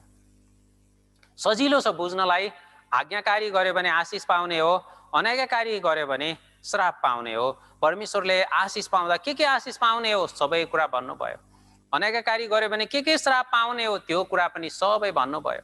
आज्ञाकारी हुँदा उनीहरू एकदमै बलियो हुने, ठिक समयमा पानी पर्ने, ठिक समयमा झरी पर्ने, अनि शत्रुहरूलाई उनीहरूले हराउने, उनीहरू बलियो र शक्तिशाली हुँदै जाने, सबैतिरबाट उहाँले तिनीहरूलाई आशिषित तुल्याउने, मान सम्मान हरेक कुराहरू दिने। र अनाज्ञाकारी गरे भने चाहिँ अब शत्रुहरूको अगाडि उनीहरू पराजित हुनुपर्ने, अरूहरूले आएर उनीहरूमाथि शासन गर्ने, अनि उनीहरूले आफ्नो देशै छोड्नुपर्ने, अनि संसारभरि उनीहरू तित्तर बित्तर भएर जानुपर्ने र जहाँ पनि जाने अनि उनीहरू मारिने, नाश हुने, यी सबै कुरा परमेश्वरले बताउनु भयो। यो सबै कुरा इस्राएलीहरूले सुने र हामी आज्ञाकारी हुन्छौँ भने र प्रतिज्ञा करार पक्का भयो र इस्राएलीहरू जब आज्ञाकारी हुन्थे, परमेश्वरले प्रतिज्ञा गर्नु भए अनुसार, यो बाइबलमा बताउनु भए अनुसारका आशिषहरू परमेश्वरले तिनीहरूलाई दिनुभयो। जब इस्राएलीहरूले अनाज्ञाकारी गरे अनि फेरि परमेश्वरले यो वचनमा भन्नुभए अनुसारका फेरि श्राप र दण्डहरू परमेश्वरले इस्राएलीहरूमाथि पठाउनु भयो।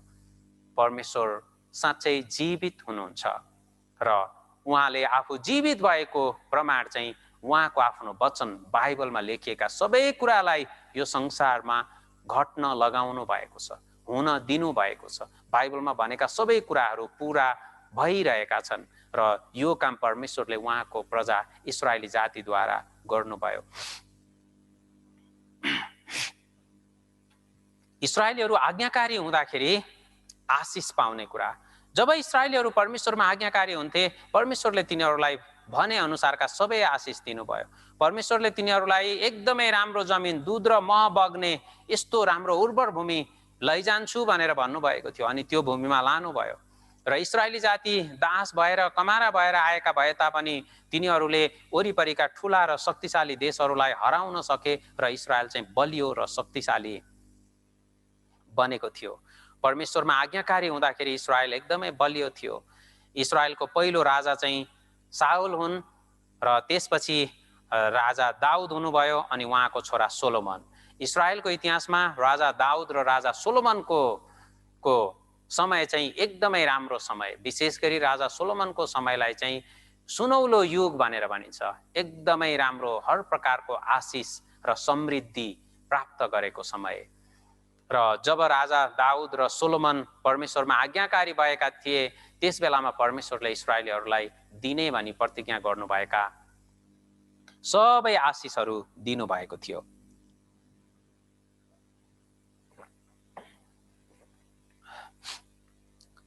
राजा सोलोमनको ख्याति संसारभरि फैलिएको थियो र त्यस बेलाको देश कुश देश भनिएको छ, यो सेबा भनिएको छ, यो चाहिँ इथियोपिया देश हो। त त्यो सेबाको रानी पनि राजा सोलोमनको ख्यातिलाई सुनेर त्यो थाहा पाएर अनि साँच्चै हो कि होइन भनी हेर्न आउनु भएको कुरा छ। अनि उहाँले आएर हेर्नुभयो। हेरेपछि उहाँ के भन्नुहुन्छ,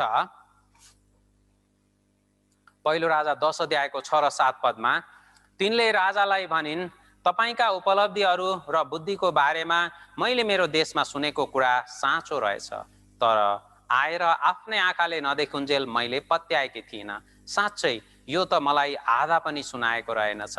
तपाईको बुद्धि र धन सम्पत्ति मैले सुनेको कुरा भन्दा त धेरै ज्यादा रहेछन्।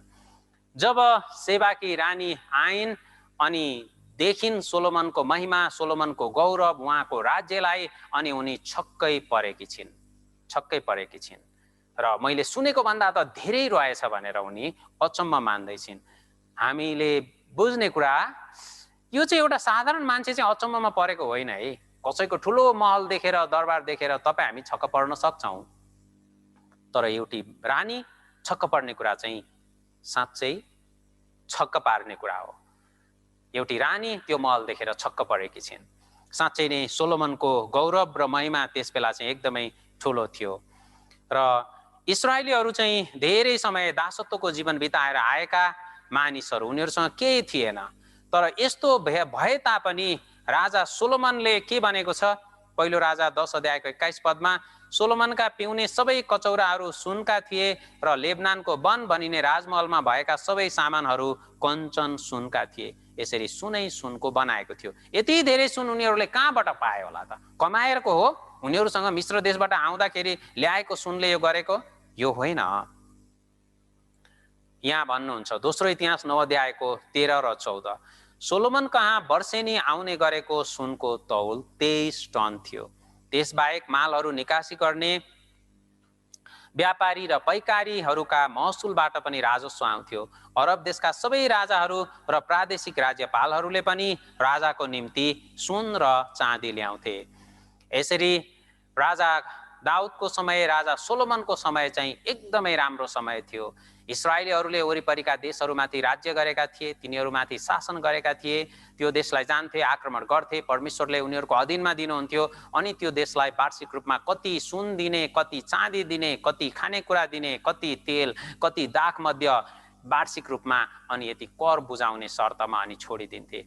यसरी इस्राएलीहरू एकदमै धनी र प्रसिद्ध भएका थिए र उनीहरूलाई कुनै कुराको घटी कमी थिएन। परमेश्वरमा आज्ञाकारी भएको कारणले परमेश्वरले आफ्नो करारमा, प्रतिज्ञामा उल्लेख गर्नुभएका सबै प्रकारका आशिषहरू उनीहरूमाथि प्रशस्तसँग खन्याइदिनु भएको थियो।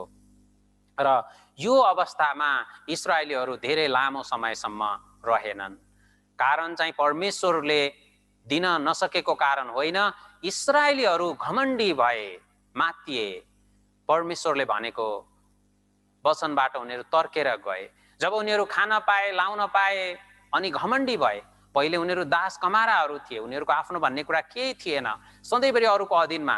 तर अब अचानक मालिक भएपछि उनीहरूले मिश्रको दासत्वबाट निकालेर ल्याउनु हुने अनि यो सबै किसिमका आशिषहरू दिनुहुने परमेश्वरलाई बिर्सिदिए र परमेश्वरलाई भुलेर अब के गर्न थाले? तिनै व्यर्थका ईश्वरहरू, देवी देवताहरू र मूर्तिहरूको पछि लागे। परमेश्वरले यसको बारेमा उनीहरूलाई चेतावनी दिनुभएको थियो। व्यवस्था 6 अध्यायको 10 पददेखि म पढ्छु।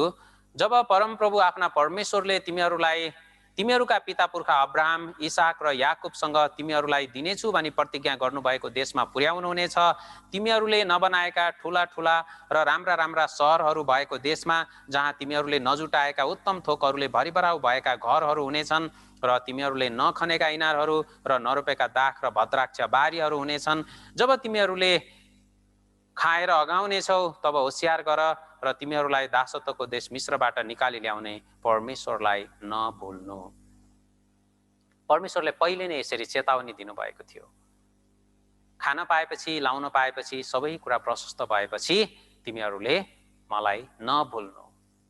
तर इस्राएलीहरूले जब लाउन पाए, खान पाए, सबै प्रशस्तता भयो अनि परमेश्वरलाई भुले र तिनै वरिपरिका मानिसहरूले मान्दै ल्याएका, मानिसको हातद्वारा बनाएका मूर्तिहरूको पूजा र सेवा गरे। यहाँ देख्नुहुन्छ ती वरिपरिका देशका मानिसहरूले यसरी यो मोलोक भन्ने यस्तो देवताको पूजा गर्दथे।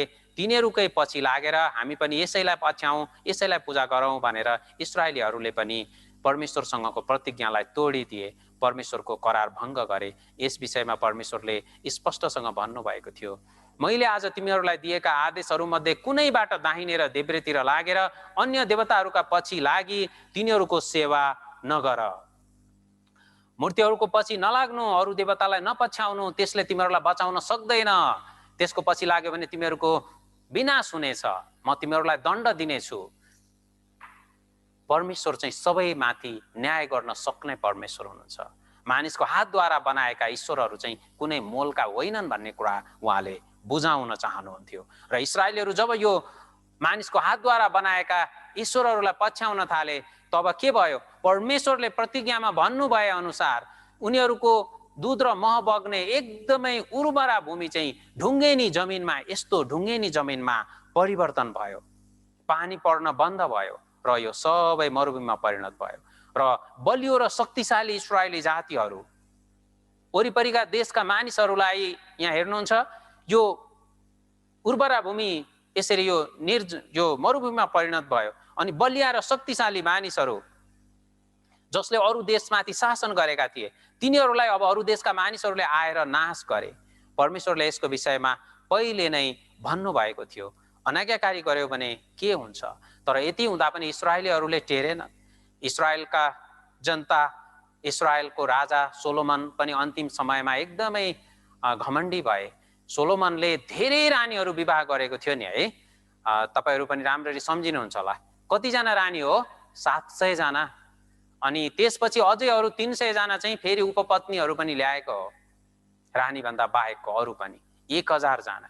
र यी संसारभरिका मानिसहरूको त्यो राजाहरूको छोरीहरू, राजकुमारीहरूलाई लिएर आउनुभयो, सुन्दरी सुन्दरी सबै।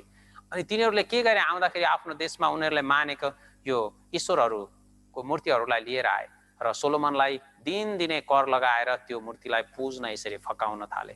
अनि आफ्नो रानीको कुरा सुनेर सोलोमन पनि बहकिए र त्यसरी मूर्ति पूजा गर्न सुरु गरे। अब राजा सोलोमनले नै त्यसरी मूर्तिलाई पुज्न थालेपछि जनताहरू पनि बहकिए। जनताहरू पनि राजाले पछ्याएपछि त्यसै गर्न थाले। परमेश्वरले पटक पटक चेतावनी दिनुभयो, वचन पठाउनु भयो, तर सुन्न मानेनन्। परमेश्वरको वचन लिएर जाने अगमवक्ताहरूलाई उनीहरूले बेवास्ता गरे। परमेश्वरको वचनको के गरे? उनीहरूले बेवास्ता गरे र यसरी आगोमा फालिदिने, काटिदिने, च्यातिदिने अनि यसरी बेवास्ता गर्न थाले। अगमवक्ताहरूलाई मार्न थाले। लेखेर लगेको त्यो मुठो कागजको पत्र च्यातिदिन थाले त्यो त्यस बेलामा। र यसो गर्दाखेरि परमेश्वरले तिनीहरूलाई पटक पटक फर्काउन चाहनुभयो, तर इस्राएलीहरूले सुन्न मानेनन्। परमेश्वरमा इस्राएलीहरू आज्ञाकारी होइन, अब अनाज्ञाकारी गर्न थाले, जसको कारणले गर्दा परमेश्वरले भनेका सबै श्रापहरू उनीहरूमाथि पठाउनु भयो। र जब उनीहरू अनाज्ञाकारी गरे, बलियो र शक्तिशाली राज्य इस्राएल अब कमजोर भयो। वरिपरिका देशहरूलाई उनीहरूले शासन गरेका थिए, वरिपरिका मानिसहरूमाथि उनीहरूले अधिकार जमाएका थिए, वरिपरिका राष्ट्रहरूबाट उनीहरूले सुन, चाँदी अनि तेल, दाखमध्ये, मसला, यस्तो राम्रो असल कुराहरू, कति भेडा, यस्तो मासुहरू, विभिन्न कुराहरू चाहिँ वार्षिक रूपमा उनीहरूले चाहिँ लिने गर्दथे। तर अब के भयो? सबै उल्टो भयो। ती वरिपरिका देशहरूले आएर इस्राएलीहरूलाई नै अब आक्रमण गर्न थाले। उनीहरूले दिएको करहरू, सुन चाँदीहरू फेरि लुटेर लान थाले अनि इस्राएलीहरूलाई मार्न थाले। पटक पटक यसरी भयो। यति हुँदा पनि परमेश्वरले तिनीहरूलाई वचन पठाउनु भयो, अगमवक्ताहरू पठाउनु भयो, तर इस्राएलीहरू सुन्दैनन्, इस्राएलीहरू मान्दैनन्। यति दुःख पाए तापनि परमेश्वरमा फर्किन र उहाँको आज्ञा पालन गर्न उनीहरूले इन्कार गरे।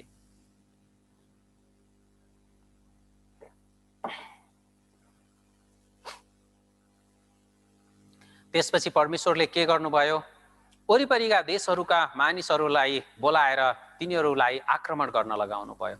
बेबिलोनियहरूलाई बोलाउनु भयो, पर्सियालाई बोलाउनु भयो, त्यसपछि ग्रिसलाई अनि रोमलाई। यसरी एकपछि अर्को राज्यले उनीहरूलाई आक्रमण गरे, लुटे अनि उनीहरूमाथि शासन गरे, उनीहरूलाई कमारा बनाए। तर यति हुँदा पनि इस्राएलीहरू चाहिँ फर्किन मानेनन्। इस्राएलीहरू फर्किएनन्, उनीहरूले वास्तै गरेनन्। अनि परमेश्वरले उनीहरूलाई अझै प्रेम गर्नुहुन्थ्यो र उनीहरूलाई बचाउन चाहनुहुन्थ्यो, फर्काउन चाहनुहुन्थ्यो। र यही समयमा परमेश्वर मानिसको रूप धारण गरेर आउनुभयो। उहाँ चाहिँ येशू ख्रीष्ट हुनुहुन्छ। र येशू ख्रीष्टले आएर उनीहरूलाई बताउन चाहनुभयो, बुझाउन खोज्नुभयो। तर येशू ख्रीष्टलाई पनि उनीहरूले इन्कार गरे र येशू ख्रीष्टलाई पनि क्रुसमा टाँगेर मार्नुपर्छ भनेर उनीहरूले माग गरे। त्यसरी येशू ख्रीष्टलाई पनि इन्कार गरेर क्रुसमा टाँगेपछि अब के भयो? इस्राएलीहरूलाई परमेश्वरले उनीहरूको देशैबाट संसारभरि छरपष्ट पार्नुभयो। उनीहरूको जीवन चाहिँ एकदमै दुःख र कष्टमा अनि दिनदिनै मारिनु पर्ने, जहाँ गए पनि नाश हुनुपर्ने भयो र उनीहरूको जमिन उर्वरा भूमि अब निर्जन अनि काम नलाग्ने भयो। यसको विषयमा परमेश्वरले पहिल्यै भन्नुभएको थियो। अनाज्ञाकारी गर्यो भने के हुन्छ त्यो कुरा भन्नुभएको थियो। लेवीको पुस्तक 26 अध्यायको 33 पद, म चाहिँ तिमीहरूलाई जाति जातिहरूका बीचमा तितर बितर पारिदिनेछु र नाङ्गो तरबार लिएर तिमीहरूलाई खेद्नेछु। तिमीहरूको देश सुनसान र तिमीहरूका सहरहरू उजाड हुनेछन्। मैले भनेको मानेनौ, अनाज्ञाकारी गर्यौ भने त्यसको परिणाम चाहिँ के हो त? म तिमीहरूलाई नाङ्गो तरबार लिएर खेद्नेछु भनेर उहाँले भन्नुभएको थियो। र यो वचन अनुसार साँच्चै परमेश्वरले इस्राएलीहरूलाई अब तिनीहरूको देशबाट तरबार लिएर उहाँले खेद्नुभयो, निकाल्नुभयो। येशू ख्रीष्टलाई इन्कार नगर्ने चेतावनी परमेश्वरले इस्राएली जातिलाई पहिले नै बताउनु भएको थियो। हामी व्यवस्थाको पुस्तकमा हेर्छौँ भनेदेखि मोसाद्वारा परमेश्वरले इस्राएलीहरूसँग यो करार पक्का बाँध्नु भएको थियो, यो करार बाँध्नु भएको थियो। व्यवस्था 18 को 15 के भन्नुभएको छ? परमप्रभु तिमीहरूका परमेश्वरले तिमीहरूका आफ्नै दाजुभाइ मध्येबाट म जस्तै एकजना अगमवक्ता तिमीहरूका निम्ति खडा गर्नुहुनेछ, तिमीहरूले तिनको कुरा सुन्नु। यहाँ अनि 19 पदमा के भन्नुहुन्छ? ती अगमवक्ताले मेरो नाउँमा भनेका मेरा वचनहरू नसुन्नेको लेखा म लिनेछु। यो अगमवक्ता चाहिँ येशू ख्रीष्ट हुनुहुन्छ। यो पछि एकजना खडा गर्नुहुनेछ, उहाँ चाहिँ येशू ख्रीष्ट हुनुहुन्छ। येशू ख्रीष्टको कुरा सुन्नु र जसले सुन्दैन त्यसको म निश्चय लेखा लिनेछु भनेर परमेश्वरले भन्नुभयो। इस्राएलीहरूले येशू ख्रीष्टलाई इन्कार गरे। जति उहाँले राम्रा असल काम गरे पनि, अचम्मका कामहरू गरे पनि, उहाँ चाहिँ परमेश्वरले मात्रै गर्न सक्ने कामहरू गरेर देखाए तापनि उनीहरूले येशू ख्रीष्टलाई मानेनन्। उहाँलाई अगमवक्ताको रूपमा उनीहरूले ग्रहण गरेनन् र परमेश्वरले तिनीहरूलाई दण्ड दिनुभयो। येशू ख्रीष्टमा कुनै दोष थिएन, यहाँसम्म कि त्यसबेला इस्राएलीहरू चाहिँ रोमीहरूको शासनमा थिए। रोमीहरूले उनीहरूलाई शासन गरिरहेका थिए, दास थिए र रोमीहरूले को अगाडि इस्राएलीहरूले येशू ख्रीष्टलाई लिएर गए र मृत्युदण्डको माग गरे। अनि त्यति बेलाको सेना रोमी शासक पिलातसले, न्यायाधीशले जाँचेर हेर्दाखेरि कुनै दोष थिएन। अनि पिलातस पनि यो इस्राएलीहरू किन यो मान्छेलाई येशू ख्रीष्टलाई मार्नुपर्छ भनेर भन्छन्, उनले बुझ्न सकेका थिएन। उनले 3 पल्ट चाहिँ येशू ख्रीष्ट निर्दोष हुनुहुन्छ भन्ने कुरा यसरी बताएको हामी पाउँदछौँ। तर इस्राएलीहरूले निर्दोष येशू ख्रीष्टलाई इन्कार गरे र क्रुसमा टाँगेर मार्न माग गरे। इस्राएलीहरू आज्ञाकारी हुन्थे भने परमेश्वरले आशिष दिनुहुन्थ्यो। आज्ञाकारी हुँदा अनि आशिष पनि पाए, तर यो चाहिँ एकदमै थोरै समयको लागि मात्रै थियो। अलिकति समय बित्यो, त्यसपछि इस्राएलीहरू घमण्डी भए अनि सबै अरू मानिसहरूको, वरिपरिका मानिसहरूको पछि लागे, हातले बनाएका ईश्वरहरूलाई पछ्याउन थाले, परमेश्वरलाई त्यागे र फर्किनुभन्दा मानेनन्। जति पनि उनीहरू ढिट भइरहे, अनाज्ञाकारी गरिरहे र येशू ख्रीष्टलाई पनि उनीहरूले इन्कार गरे र यसरी अनाज्ञाकारी गरेको कारण के भयो? उनीहरूले आशिष होइन तर श्राप पाए।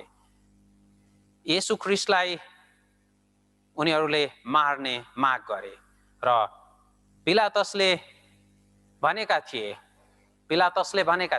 यो निर्दोष मानिसलाई तिमीहरू मार्न चाहन्छौ, यसको जवाबदेही को हुन्छ, उसको रगतको जिम्मा कसले लिन्छ भन्दा इस्राएलीहरू सबैले जवाब दिएका थिए, हामी हुन्छौँ अनि हाम्रा छोराछोरीहरू हुनेछन्, तपाईँले उसलाई क्रुसमा टाङ्नुहोस् भनेर भने। यो निर्दोष मानिसलाई म क्रुसमा टाङ्न सक्दिनँ भन्दा इस्राएलीहरू के भन्छ? नारा लगाउँछन्, क्रुसमा टाङ्नै पर्छ, क्रुसमा मार्नै पर्छ भनेर। यसरी येशू ख्रीष्टलाई इस्राएलीहरूले इन्कार गरे र सबै इस्राएलीहरूले के भनेर जवाब दिएका थिए? मत्ती 27 को 25 पदमा हेरौँ के भनिएको छ? सबै मानिसहरूले जवाब दिए, यो सबै मानिसहरू भनेको चाहिँ इस्राएलीहरू हुन्, उसको रगत हामीहरू र हामीहरूका सन्तानमाथि परोस्।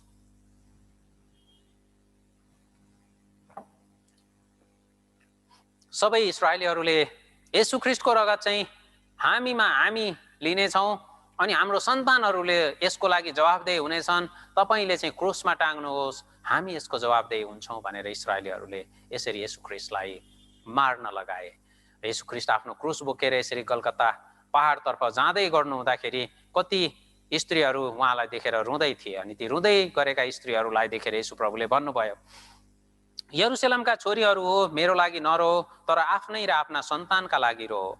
येशू ख्रीष्ट परमेश्वर हुनुभएको कारण उहाँ सबै जान्नुहुन्थ्यो र उहाँले अब इस्राएलीहरूले कति ठुलो गल्ती गरेका छन्, उनीहरूले कति ठुलो परमेश्वरबाट श्राप मागेका छन् र अब उनीहरूमाथि के विनाश आइपर्दैछ भन्ने कुरा उहाँलाई थाहा थियो। त्यसै कारण येशू प्रभुले भन्नुभयो, मेरो लागि होइन, तिमीहरू चाहिँ आफ्नो लागि अनि आफ्ना सन्तानहरूको लागि चाहिँ रो, बिलाप गर भनेर भन्नुभयो। येशू ख्रीष्टलाई क्रुसमा टाँगेर मार्न लगाएको 35 वर्ष अलिकता बढी भएको मात्रै थियो, 35 वर्ष मात्रै पुरा भएको थियो। त्यसपछि यी सबै श्रापहरू चाहिँ उनीहरूमाथि आएका छन्। रोमीहरूले उनीहरूमाथि आक्रमण गरे। यहाँ हेर्नुहुन्छ इस्वी सम्वत 70 मा इस्राएलीहरूले येशू ख्रीष्टलाई एडी 33 तिर क्रुसमा टाँगेर मार्न लगाएका थिए। अब यहाँ एडी इस्वी सम्वत 70 मा चाहिँ रोमी सेना टाइटस आए र उनले चाहिँ 11 लाख इस्राएलीहरूलाई मारिदिए। उनले यो वरिपरि यरुशलेमलाई घेरा लगाएका थिए।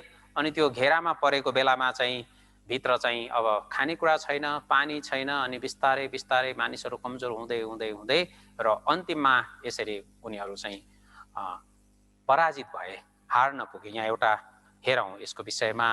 एकजना यहुदी इतिहासकार हुनुहुन्छ, प्रख्यात यहुदी इतिहासकार, उहाँले के भन्नुभएको छ यसको विषयमा।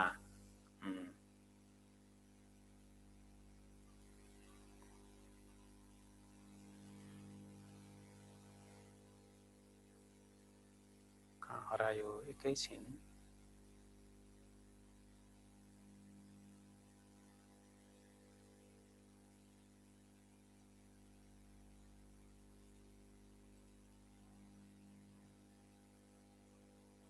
यो त होइन।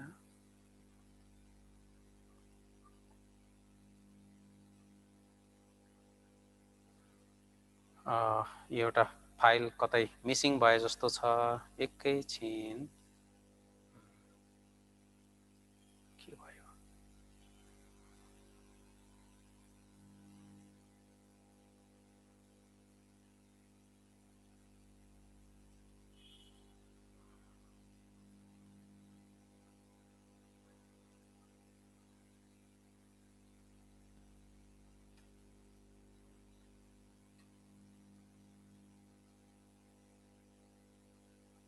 माफ गर्नुहोस्, यो के गडबडी भएकोले मैले यो पाउन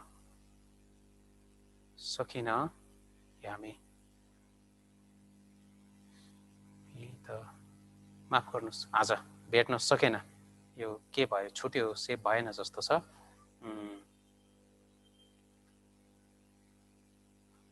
हुन्छ हुन्छ, यहाँ छ, एकैछिन, सायद यहाँबाट खोजेर। यो पनि होइन,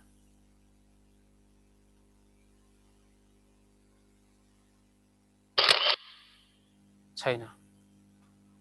हुन्छ, त्यसको मौखिक रूपमा अलिकति बताउँछु। यो प्रसिद्ध यहुदी इतिहासकार हुनुहुन्छ, यो जोसेफस भन्ने, र उहाँको पुस्तक चाहिँ विलियम विसन भन्ने अर्को व्यक्तिले यसरी अनुवाद गर्नुभएको छ। त्यो इतिहासको पुस्तकमा हामी हेर्छौँ भनेदेखि जब रोमी टाइटसले आएर इस्राएलीहरूलाई, यरुशलेमलाई जब घेरा लगाएका थिए, त्यो घेरा लगाएको बखतमा चाहिँ परमेश्वरले जस्तो जस्तो श्राप पठाउँछु भनेर भन्नुभएको थियो, ती सबै कुराहरू चाहिँ पुरा भएको, जस्ताको तस्तै ती कुराहरू पुरा भएको चाहिँ बाइबलमा लेखे अनुसार इस्राएलीहरूले दण्ड पाएको, श्राप पाएको कुराहरू हामी त्यहाँ पाउँदछौँ। र 11 लाख इस्राएलीहरूलाई यसरी यो रोमी सेना टाइटसले आएर मारिदिए। त्यसपछि फेरि के भएको छ, दोस्रो आक्रमण भएको छ। त्यसपछि फेरि दोस्रो आक्रमण भयो। त्यसमा पनि रोमी सेनाले आएर दोस्रोचोटि आक्रमण गरे। त्यसमा चाहिँ के भएको छ, त्यसमा हेर्छौँ भनेदेखि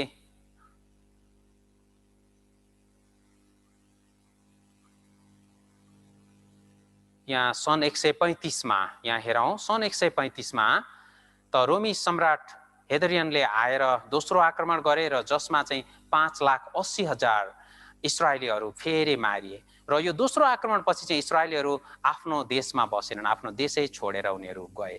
त्यसपछि यो सन् 1066 मा यो 4,000 अरबीलाई चाहिँ यो ग्रानाडा भन्ने ठाउँमा मारिएको छ। यो चाहिँ स्पेनको एउटा ठाउँ हो, त्यहाँ चाहिँ यो अरबीहरूले चाहिँ मारिदिएका छन्। त्यसपछि फेरि क्रुसेडको युद्धमा अनि हरेक समयमा तिनीहरू चाहिँ मारिँदै गएका छन्। र यहाँ देख्नुहुन्छ यो 1348 देखि 1350 मा युरोपमा चाहिँ एउटा अहिलेको जस्तै महामारी आएको थियो, ब्ल्याक डेथ भनेर यस्तो नाम दिएको छ। त्यो चाहिँ के हो पक्का गरी अहिलेसम्म पनि कसैलाई थाहा छैन, त्यतिखेर पनि थाहा छैन। यति घाउहरू, खटिराहरू आउँछ, ज्वरोहरू आउँछ, अनि मान्छेहरू मर्छन्। किन मर्छन्, के भएर मर्छन्, कसैलाई पनि थाहा छैन। युरोपको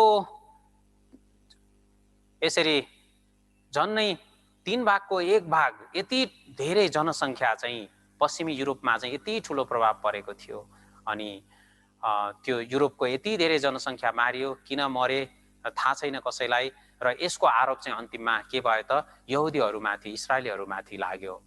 सबै मानिसहरू, सबै जातिहरू अरू मरे तापनि यहुदीहरू चाहिँ छुट्टै बस्ने कारणले त्यो महामारी उनीहरूको बिचमा फैलिएन र मानिसले के विचार गरे, यी यहुदीहरूले चाहिँ हामीलाई मार्नको लागि चाहिँ यसो गरेका रहेछन् भनेर यो विचार गरेर अनि सबै मानिसहरूले उनीहरूलाई आक्रमण गर्न थाले। र त्यसपछि के भयो, सबैले देश निकाला गर्न थाले। यहाँ अब यो सिभिलिया भन्ने ठाउँमा देश निकाला गर्न थाल्यो। स्पेनले पनि 3 लाखलाई देश निकाला गर्यो। अनि विभिन्न समयमा र यसरी यो 1945मा जर्मनी शासक हिटलरद्वारा चाहिँ 60 लाख यहुदीहरूलाई चाहिँ मारियो। 60 लाख यहुदीहरूलाई इस्राएलीहरूले निरन्तर अनाज्ञाकारी गरिरहे। परमेश्वरले तिनीहरूलाई बचाउन चाहनुहुन्थ्यो, फर्काउन चाहनुहुन्थ्यो, तर इस्राएलीहरूले येशू ख्रीष्टलाई मानेनन्, येशू ख्रीष्टलाई इन्कार गरे।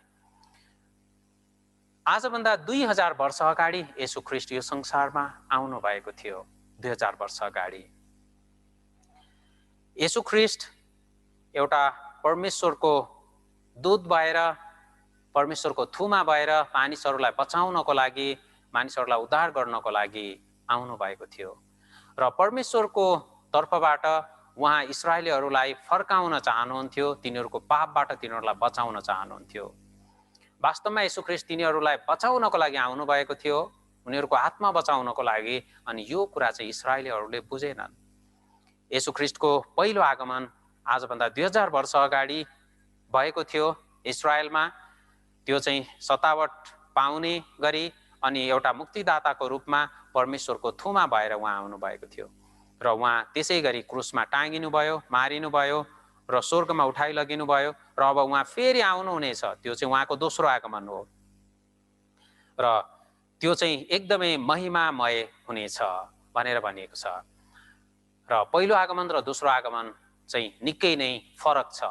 पहिलो आगमन चाहिँ उहाँ मानिसहरूलाई पापबाट छुटकारा गराउनको लागि, र दोस्रो आगमन चाहिँ त्यो पापबाट छुटकारा पाएकाहरूलाई स्वर्गमा लैजानको लागि लिन आउनुहुनेछ, न्याय गर्नको लागि आउनुहुनेछ। त्यो कुरालाई इन्कार गर्नेहरूलाई चाहिँ उहाँलाई इन्कार गर्ने, परमेश्वरलाई इन्कार गर्ने, साँचो पश्चाताप गरेर फर्किने इन्कार गर्नेहरूलाई उहाँले दण्ड दिनुहुनेछ। इस्राएली जातिले येशू ख्रीष्टलाई इन्कार गरेको कुरा चाहिँ अचम्मको कुरा हो। यदि रोमीहरूले येशू ख्रीष्टलाई मारेको भए स्वाभाविक कुरा हो, बुझ्न सकिन्थ्यो ए अर्को जातिले मारे भनेर। तर अन्य जातिहरूले येशू ख्रीष्टलाई क्रुसमा टाँगेर मारेको भए पनि बुझ्न सकिन्थ्यो चित्त नबुझेको कारणले यसो गरे भनेर। तर परमेश्वरलाई नै परमेश्वरको जातिले इन्कार गर्ने कुरा चाहिँ साँच्चै छक्क पर्ने कुरा हो, पत्याउनै नसक्ने कुरा हो। इस्राएलीहरूले येशू ख्रीष्टलाई इन्कार गरे। किन इन्कार गरे होला, यस विषयमा तपाईँ हामी आज एकछिन विचार गरौँ। यो हाम्रो लागि महत्त्वपूर्ण छ। यहाँबाट हामीले एउटा राम्रो शिक्षा लिनलाई कोसिस गरौँ। किन यहुदीहरूले इस्राएलीहरूले येशू ख्रीष्टलाई इन्कार गरे? उनीहरू परमेश्वरले कहिले अगमवक्ता पठाइदिनुहुन्छ, कहिले अगमवक्तालाई पठाउनुहुन्छ, वास्तवमा यो प्रतीक्षा गरिरहेका थिए। र उनीहरूले सोचेको, उनीहरूले खोजेको अगमवक्ता चाहिँ परमेश्वरले त्यस बेला पठाउनु भएको येशू ख्रीष्ट होइन, तर अर्कै कुराको उनीहरू विचार गरिरहेका थिए। परमेश्वरले दिन चाहेको भन्दा, परमेश्वरले भनेको भन्दा बेग्लै कुराको उनीहरूले अपेक्षा, आशा गरेका थिए। येशू ख्रीष्टले धेरै अचम्मका कामहरू गर्नुभएको छ। अन्धालाई आँखा देख्ने बनाइदिने, लुला लङ्गडाहरूलाई निको पारिदिने, कुष्ठरोगीहरूलाई निको पारिदिने, यस्ता विभिन्न अचम्मका कामहरू गर्नुभयो। अनि उहाँको वचन सुन्नलाई धेरै ठुलो भिड उहाँको अघि पछि लाग्थ्यो। अनि एक दिन यसरी वचन सुन्दै गरेको बेलामा उहाँले अचम्म तरिकाले 2टा माछा र 5वटा रोटी प्रयोग गरेर यो 5000 भन्दा बढी पुरुषहरू, ठुलो जवान मानिसहरू मात्रै, अनि अरू आइमी केटाकेटी गऱ्यो भने अझै धेरै थिए। यो सबैलाई प्रशस्तसँग यसरी खाने व्यवस्था मिलाइदिनु भयो। यो देखेर मानिसहरू छक्क परे। ओहो, साँच्चै उहाँ नै अगमवक्ता हुनुहुन्छ। उहाँले यति रोगी बिरामी पनि निको पार्नुहुन्छ, 2वटा माछा 5वटा रोटीले यति धेरै मानिसहरूलाई खुवाउनुहुन्छ। अब उहाँलाई हामी राजा बनाऊ, परमेश्वरले पठाउनु भएको अगमवक्ता उहाँ नै हुनुहुन्छ र उहाँले अब अनि हामीलाई रोमीहरूबाट छुटकारा दिलाउन चाहनुहुन्छ। इस्राएली मानिसहरूको चाहिँ एउटा सपना थियो। के थियो? सपना थियो। त्यो कस्तो सपना हो? राजा सोलोमनको समयलाई उनीहरू कहिले पनि भुल्दैनन्। त्यो चाहिँ उनीहरू सधैँभरि सधैँभरि सधैँभरि सम्झिरहन्छन् र राजा सोलोमनको समयमा जस्तै उनीहरू समृद्धि प्राप्त गर्न चाहन्छन्, समृद्ध हुन चाहन्छन्। र येशू ख्रीष्टलाई राजा बनायो भने अब रोमीहरूलाई येशू ख्रीष्टले इस्राएलबाट धपाउनु हुनेछ अनि पहिले जस्तै वरिपरिका देशहरूलाई अधीन गर्नुहुनेछ। अनि राजा सोलोमनको समयमा जस्तै हामी अरू देशहरूबाट करहरू उठाउनेछौँ, सुन चाँदी तेल दाग मध्य मसला यस्तो कुराहरू पाएर फेरि अनि शान्तिसँग रमाइलोसँग एकदमै आनन्दको जीवन जिउनेछौँ। यो कुरा उनीहरूले सधैँभरि सोचिराखेका थिए। त्यस्तो हुन उनीहरू चाहन्थे।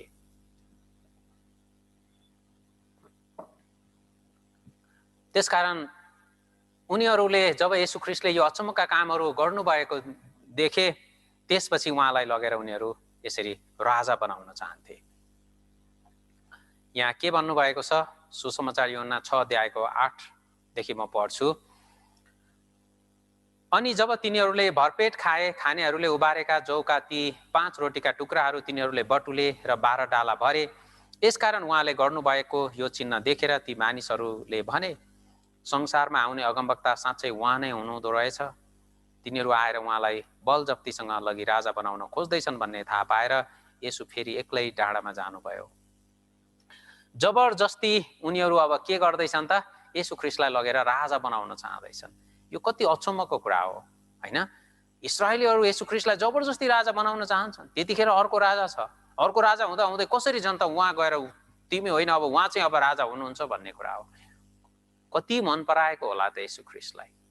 उहाँलाई राजा बनाउन पायो भने कति राम्रो हुन्छ, यो कुरा उनीहरूले बुझेका छन् र उनीहरू राजा बनाउन चाहन्थे।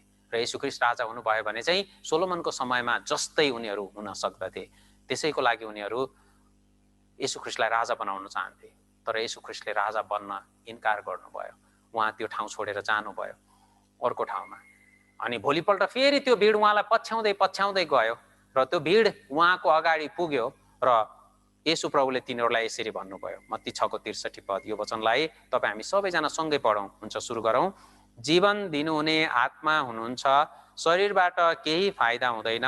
जुन वचन मैले तिमीहरूसँग बोलेको छु ती आत्मा र जीवन हुन्। येशू ख्रीष्टले यहाँ के भन्नुहुन्छ? शरीरबाट केही फाइदा हुँदैन। शरीरबाट केही फाइदा हुँदैन। किन येशू ख्रीष्टले शरीरबाट केही फाइदा हुँदैन भन्नुभएको होला? यो चाहिँ कारण छ, इस्राएलीहरू चाहिँ शरीरको कुरा मात्रै खोजिराखेका थिए। त्यसै कारण येशू प्रभुले भन्नु शरीरबाट केही फाइदा हुँदैन।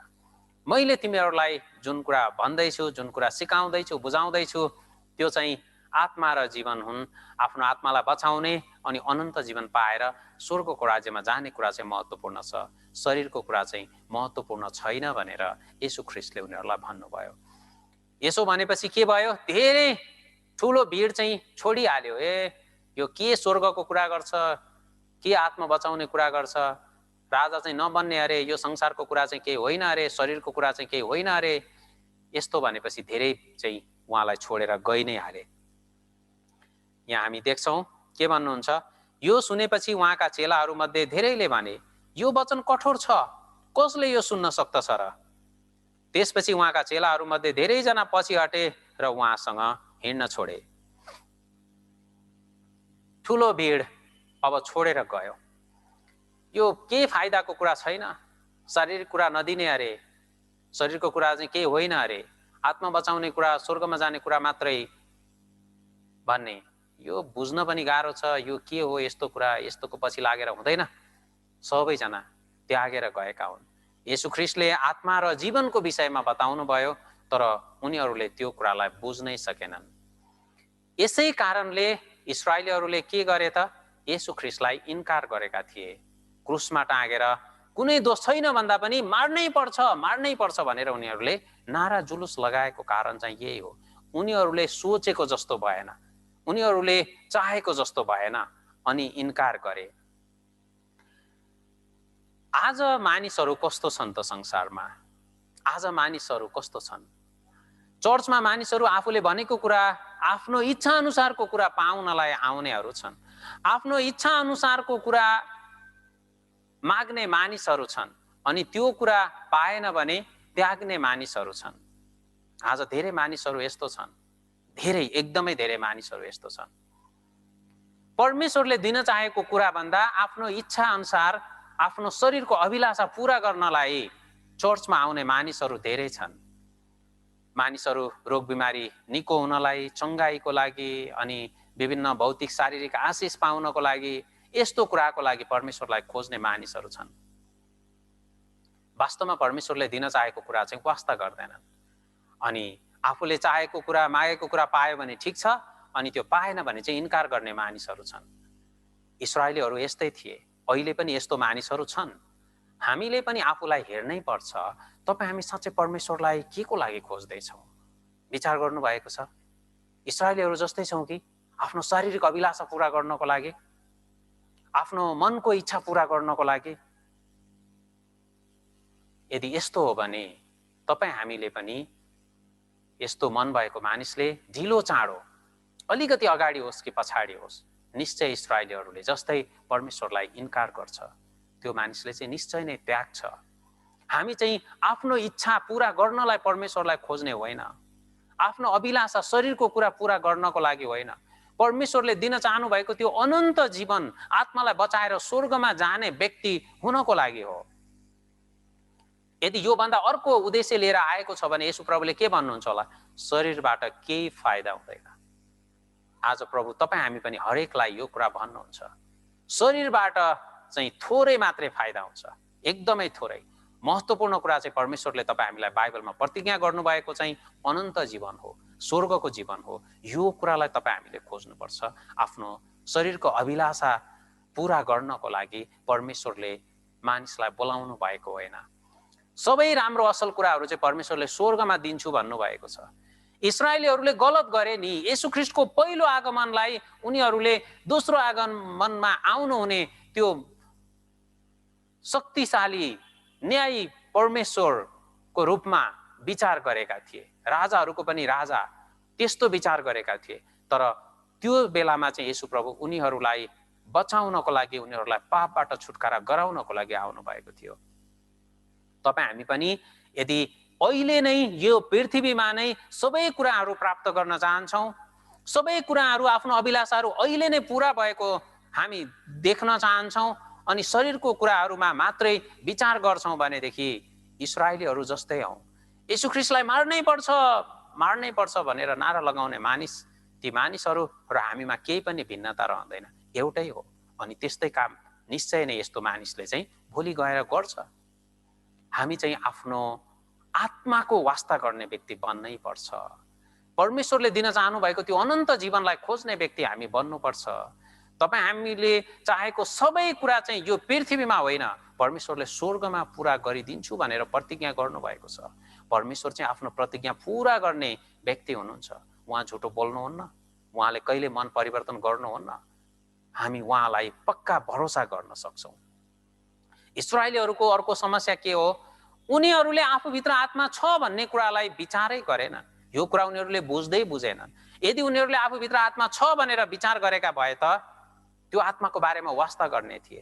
तर उनीहरू पुरै शारीरिक भएका थिए, शरीरको मात्रै वास्ता गर्ने भएका थिए। त्यसै कारण आत्मा बचाउने कुरा गर्दाखेरि उनीहरूको कानमा त्यो कुरा प्रवेश नै गरेन, उनीहरूलाई त्यसले छुँदै छोएन। परमेश्वरले कति ठुलो काम उनीहरूको माझमा गर्न लाग्नु भएको थियो, उनीहरूको लागि यति ठुलो अनुग्रह पठाउनु भएको थियो, तर त्यसलाई तिनीहरूले सुनेनन्। हाम्रो कान पनि त्यस्तै छ कि?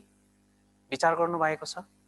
आत्मा बचाउने कुरा, स्वर्गमा जाने कुरा, परमेश्वरको वचनलाई ध्यान दिएर सुनेर बुझ्ने कुरालाई हामी कसरी लिँदैछौँ? हाम्रो कानले कसरी लिन्छ? यति सुनेर जाने हो, फेरि त्यही कुरा आयो, फेरि त्यही कुरा आयो, यसरी भन्छु भने हामीले इस्राएलीहरू जस्तो मेरो पनि हृदय हठी भएछ भन्ने कुरा बुझेर साँच्चै नै आफ्नो आत्माको वास्ता गर्नै पर्छ है। हामीले आफ्नो आत्माको वास्ता गर्नै पर्छ। यो शरीरको मात्रै विचार गर्छौँ भनेदेखि हुँदैन। इस्राएलीहरू जस्तै धोका खानेछौँ। येशू ख्रीष्टले यहाँ यूहन्ना 6:63 भन्नुभएको कुरा त्यही हो। जुन वचन मैले तिमीहरूसँग बोलेको छु ती आत्मा र जीवन हुन्। येशू ख्रीष्ट हाम्रो आत्मालाई बचाएर अनन्त जीवन दिएर स्वर्गमा लैजान चाहनुहुन्छ। यो कुरालाई तपाईँ हामीले बुझ्नुपर्छ। यही कुरा येशू प्रभुले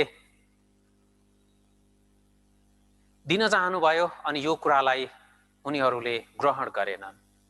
शरीरको मात्रै वास्ता गरे। त्यसै कारण क्रुसमा टाङ्नै पर्छ, मार्नै पर्छ भनेर अनि क्रुसमा टाँगेर मार्न लगाएका थिए। ख्रीष्टलाई इन्कार गर्ने कुरा चाहिँ कति ठुलो पाप हो। इस्राएलीहरूले गरेको मुख्य दुईवटा पाप छ नि। एउटा चाहिँ मूर्ति पूजा, साँचो परमेश्वरलाई छोडेर मूर्तिहरूको पछि लागे, अनि अर्को चाहिँ येशू ख्रीष्टलाई क्रुसमा टाङ्ने, इन्कार गर्ने कुरा हो। येशू ख्रीष्ट कुन उद्देश्यको लागि आउनुभयो त्यो कुरालाई बुझेर उहाँलाई ग्रहण नगरेको चाहिँ इन्कार गरेको हो। क्रुसमा मार्नुपर्छ भनेको यो कुरा मात्रै होइन। तपाईँ हामीले त अहिले मार्नुपर्छ भनेर भन्ने कारणै छैन, किनभने उहाँ अहिले हुनुहुन्न।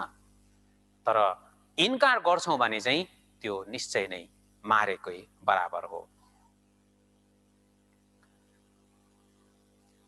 जब परमेश्वरले इस्राएलीहरूलाई प्रतिज्ञा गर्नुभयो, आज्ञाकारी भयो भने आशिष, अनाज्ञाकारी गर्यो भने श्राप। इस्राएलीहरू थोरै समय आज्ञाकारी भए, बाँकी सधैँ अनाज्ञाकारिता गरे र ख्रीष्टलाई इन्कार गर्यो भने त्यसपछि कस्तो दण्ड आउँछ भन्ने कुरा परमेश्वरले बताउनु भएको छ। इस्राएलीहरूको जीवनद्वारा तपाईँ हामी यो कुरा पाउँदछौँ। यहाँ यो धेरै हामीले अगाडि फोटोहरूद्वारा पनि यसरी हेरेको छौँ। एउटा भिडियोलाई हेऱ्यो भनेदेखि हामी एकछिन त्यस बेला इस्राएलीहरू यति 60 लाख मारिएका थिए, कसरी मारिएका थिए त्यो कुरालाई यहाँ हेरौँ।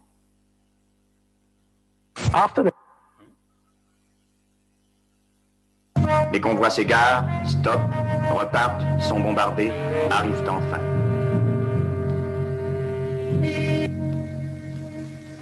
Pour les autres, on trie tout de suite. Ceux de gauche iront travailler, ceux de droite.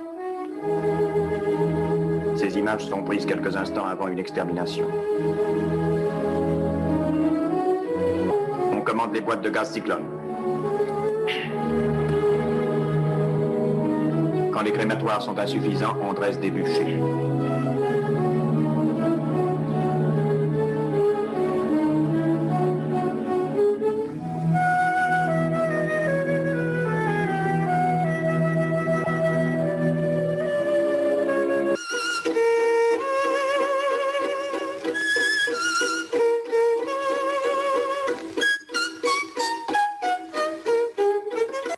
इस्राएलीहरू यसरी जहाँ पनि गए, जहाँ पनि पुगे, परमेश्वरले उहाँको वचनमा भन्नुभए अनुसारका सबै श्रापहरू उहाँले तिनीहरूलाई पठाउनु भयो।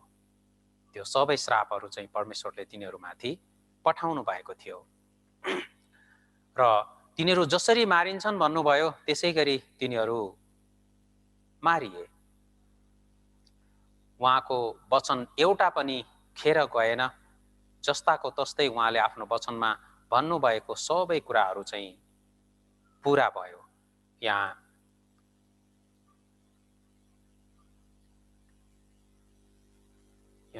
हेरौँ।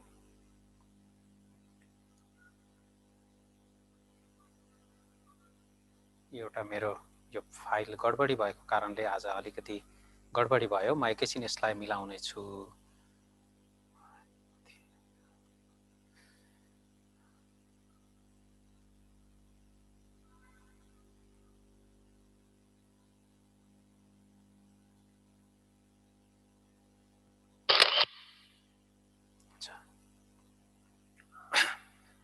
यसरी यो 1900 यो दोस्रो विश्वयुद्धको बेलामा हिटलरले युरोपभरि फैलिएका रहेका सबै यहुदीहरूलाई चाहिँ हरेक देशहरूले चाहिँ यसरी निष्कासित देश निकाला गरिरहेको बेलामा म कहाँ पठाइदिनु भनेर यसरी उसले भन्यो र ती सबै त्यहाँ यसरी भेला भए र यहाँ देख्छौँ हामी पोल्यान्डको यो अक्सविच भन्ने यो एउटा क्याम्पमा यो ठाउँमा चाहिँ तिनीहरूलाई जम्मा गरियो र यहाँ चाहिँ यिनीहरूलाई चाहिँ बन्दी बनाएर थुनेर यसरी हिटलरले मारेको थियो। भाग्न नसक्ने गरी यसरी कडा सुरक्षा व्यवस्था बनाएको छ अनि यहाँबाट कोही पनि निस्केर जान सक्दैन र यसरी गोली हान्दै यिनीहरूलाई मार्दै गरेको छ र अझै धेरै मार्नुपर्ने भएकोले उनीहरूले चाहिँ एउटा राम्रो तरिका अर्को यो जाइक्लोन बी नामक एउटा विषालु ग्यासको पनि त्यसबेला आविष्कार भएको थियो अनि यो ग्यासलाई प्रयोग गरेर ती इस्राएलीहरूलाई मार्न सुरु गरेको छ र यो चाहिँ अहिले पनि यो ठाउँहरू हामी यहाँनिर देख्छौँ। यो यस्तो यो क्याम्प यो ग्यासको चेम्बर यो ग्यासको कोठा बनाएर यहाँभित्र इस्राएलीहरूलाई राखेर यसरी मार्ने र त्यो मारिएकोहरूलाई यसरी जलाउने गरेको हामीले यहाँ देख्दछौँ। यस्तो अवस्थामा यो इस्राएलीहरू चाहिँ 1900 वर्षसम्म लगभग 1900 वर्षसम्म यसरी दुःख र कष्ट भोग्नु परेको थियो। परमेश्वरले यो अवस्थामा इस्राएलीहरूलाई जान दिनुभयो। कारण चाहिँ के हो? एउटा चाहिँ मूर्ति पूजा गरेको कारण, किनभने उहाँ नै साँचो परमेश्वर हुनुहुन्छ भन्ने कुरा बुझाउनलाई हो र जब उनीहरू परमेश्वरमा आज्ञाकारी थिए परमेश्वरले उनीहरूलाई सुरक्षा दिनुभयो। जब उनीहरू मूर्तिहरूको पछि लागे अनि परमेश्वरले तिनीहरूलाई फेरि दण्ड दिनुभयो र जब दण्ड दिनुभयो त्यस बेला चाहिँ अनि अरू कुनै ईश्वरहरूले तिनीहरूलाई बचाउन सकेन। अनि जब ख्रिस्टलाई इन्कार गरे त्यसपछि परमेश्वरले तिनीहरूलाई उनीहरूको देशैबाट संसारैभरि के गर्नुभयो त तित्तर-बित्तर पारिदिनु भयो र तिनीहरू नष्ट भए। यसरी इस्राएलीहरूले येशू ख्रिस्टलाई इन्कार गरे र 1900 वर्षसम्म यसरी उनीहरू दण्ड पाएर संसारभरि तित्तर-बित्तर भए।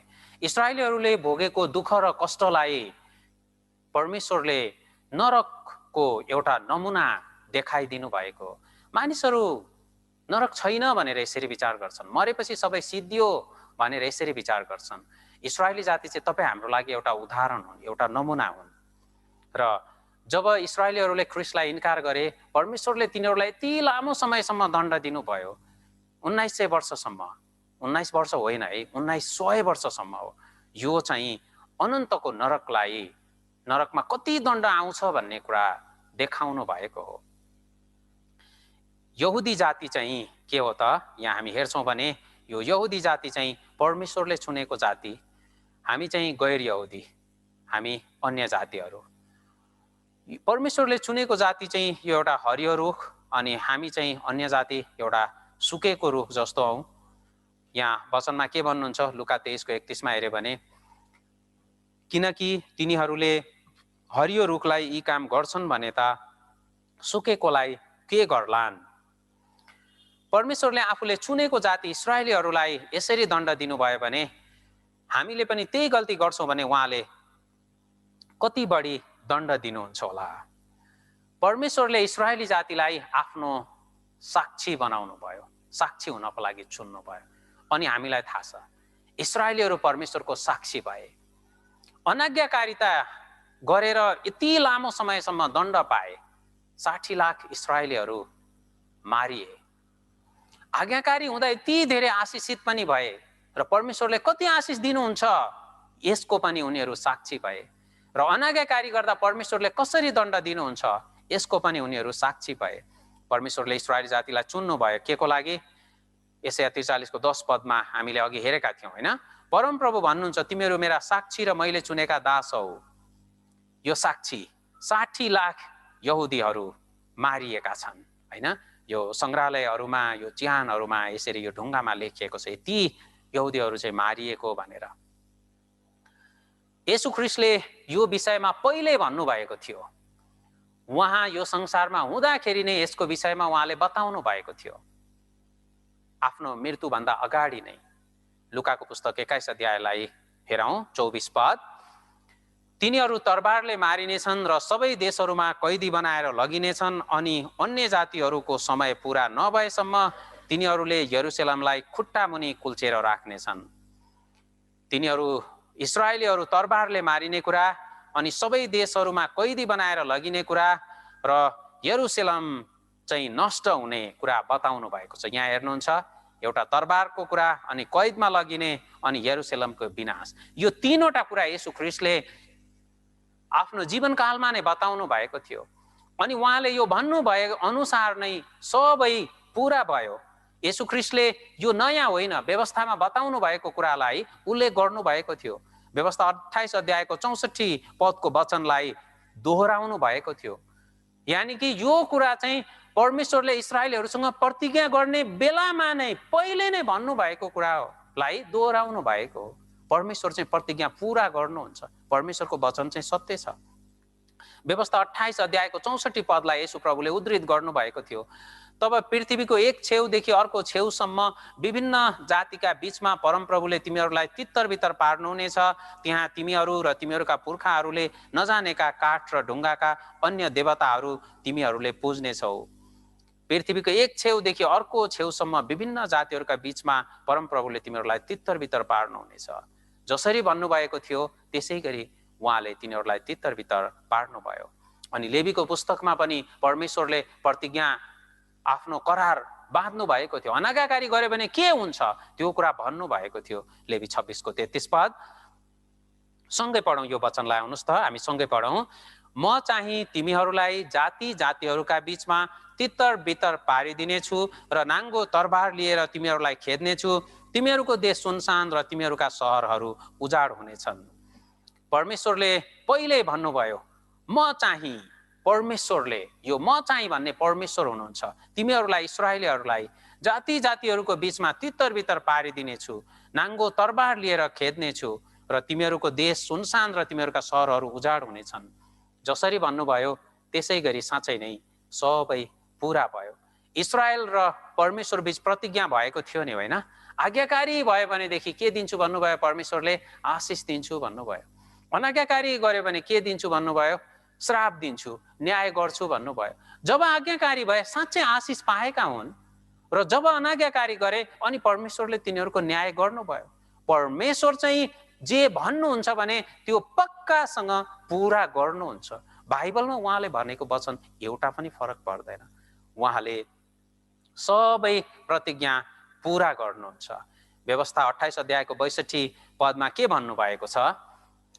तिमीहरू जो अघि संख्यामा आकाशका तारा सरह थियौ, थोरै मात्र बाँकी रहनेछौ, किनकि तिमीहरूले परमप्रभु आफ्ना परमेश्वरको वचन मानेनौ। यति धेरै इस्राएलीहरू मध्येबाट अब के भन्नुभयो? थोरै मात्र बाँकी रहनेछौ। हेर्नुहोस् त, यत्रो धेरै इस्राएली जातिहरू जहाँ पनि गए नाश हुँदै मारिँदै मारिँदै मारिँदै यति सानो समूह मात्रै अनि रह्यो। जस्तो भन्नुभएको थियो वचनमा, पहिले प्रतिज्ञा गरेको कुरा, पहिले करार बाँध्दाखेरि भनेको कुरा उहाँले पुरा गर्नुभयो। किन यस्तो भएको अरे?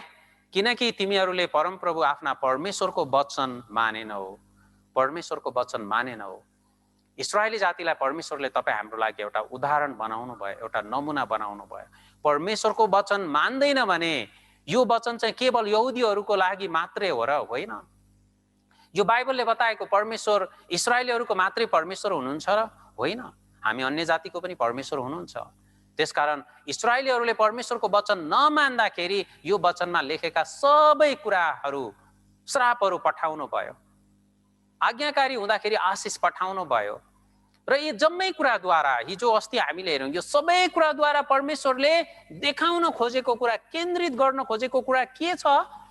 त्यो चाहिँ स्वर्गलाई देखाउनु भएको छ आशिषको रूपमा।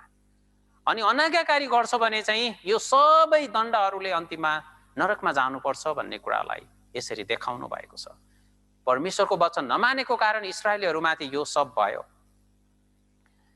रोमी 11 को 21 पदमा पनि हामीलाई के भन्नुहुन्छ परमेश्वर?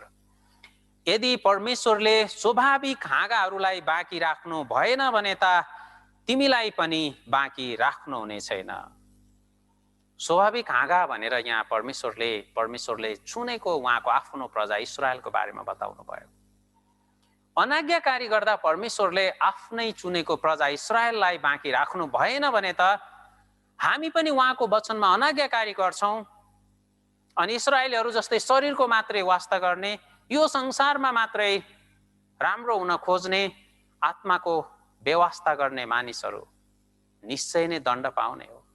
हामीभित्र आत्मा छ भन्ने कुरा बुझेनौँ भने र यो आत्मालाई बचाउनु पर्छ भन्ने कुरा हामीले भुल्यौँ भने हामी पनि इस्रायलीहरू जस्तै येशू ख्रीष्टलाई इन्कार गर्ने व्यक्ति बन्छौँ र ख्रीष्टलाई इन्कार गर्नु चाहिँ कति ठुलो पाप हो भन्ने कुरा चाहिँ यसको दण्डबाट हामी बुझ्छौँ। परमेश्वरले 1900 वर्षसम्म दण्ड दिनुभयो। यो चाहिँ अनन्तको कुरालाई बुझाउनु भएको हो। उदाहरण देखाउँदा पनि परमेश्वरले 1900 वर्ष प्रयोग गर्नुभयो। त्यसो भए विचार गर्नुहोस् त वास्तविक दण्ड चाहिँ कति छ होला। त्यो अनन्तको नरकलाई उहाँले देखाउनु भएको हो। तपाईँ हामी इस्रायलीहरूको इतिहासद्वारा, उनीहरूले गरेको अनाज्ञाकारिताद्वारा र परमेश्वरले पूरा गर्नुभएको आफ्नो वचनद्वारा हामीले आफ्नो आत्माको कति वास्ता गर्नुपर्छ र यो बाइबलले बताएको परमेश्वर चाहिँ जीवित हुनुहुन्छ, उहाँ मात्रै साँचो परमेश्वर हुनुहुन्छ भन्ने कुरा बुझ्छौँ। र इस्रायलीहरूले केवल आफ्नो शरीरको मात्रै विचार गरे र ख्रीष्टलाई इन्कार गरेर नष्ट भएका थिए। तपाईँ हामी चाहिँ आफ्नो आत्माको वास्ता गर्ने र ख्रीष्ट प्रभुले गर्नुभएको त्यो महान ठुलो अनुग्रह र प्रेमलाई बुझेर प्राप्त गरेर साँचो पश्चाताप गरी उहाँमा फर्केर अनि अनन्त जीवन पाएर स्वर्गमा जाने व्यक्ति हामी बन्नुपर्छ। परमेश्वरले तपाईँ हामी हरेकलाई त्यो अनन्त जीवन दिएर स्वर्गको राज्यमा लैजान चाहनु भएको छ।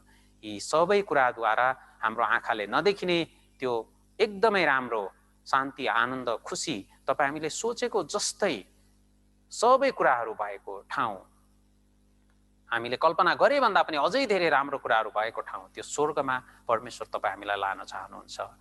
ध्यान दिएर यसरी वचन सुन्नु भएकोमा धेरै धन्यवाद छ। र भोलि चाहिँ हाम्रो चौथो दिन हो। यो पल्ट चाहिँ अलिकति छोटो गर्नेछौँ। शुक्रबार नै हामी यो सेमिनारलाई अन्त गर्नेछौँ।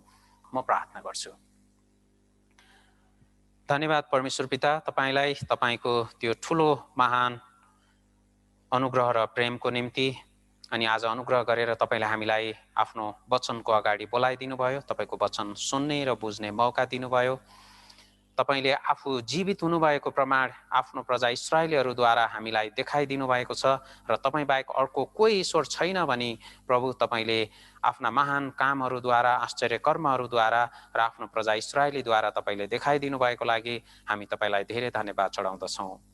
इस्रायली जातिहरूले आफ्नो शरीरको मात्रै वास्ता गरेर अनि आफ्नो आत्मालाई कुनै मूल्यको नठानेको कारण तपाईँलाई इन्कार गरी यति दण्ड पाएर नाश भएका थिए।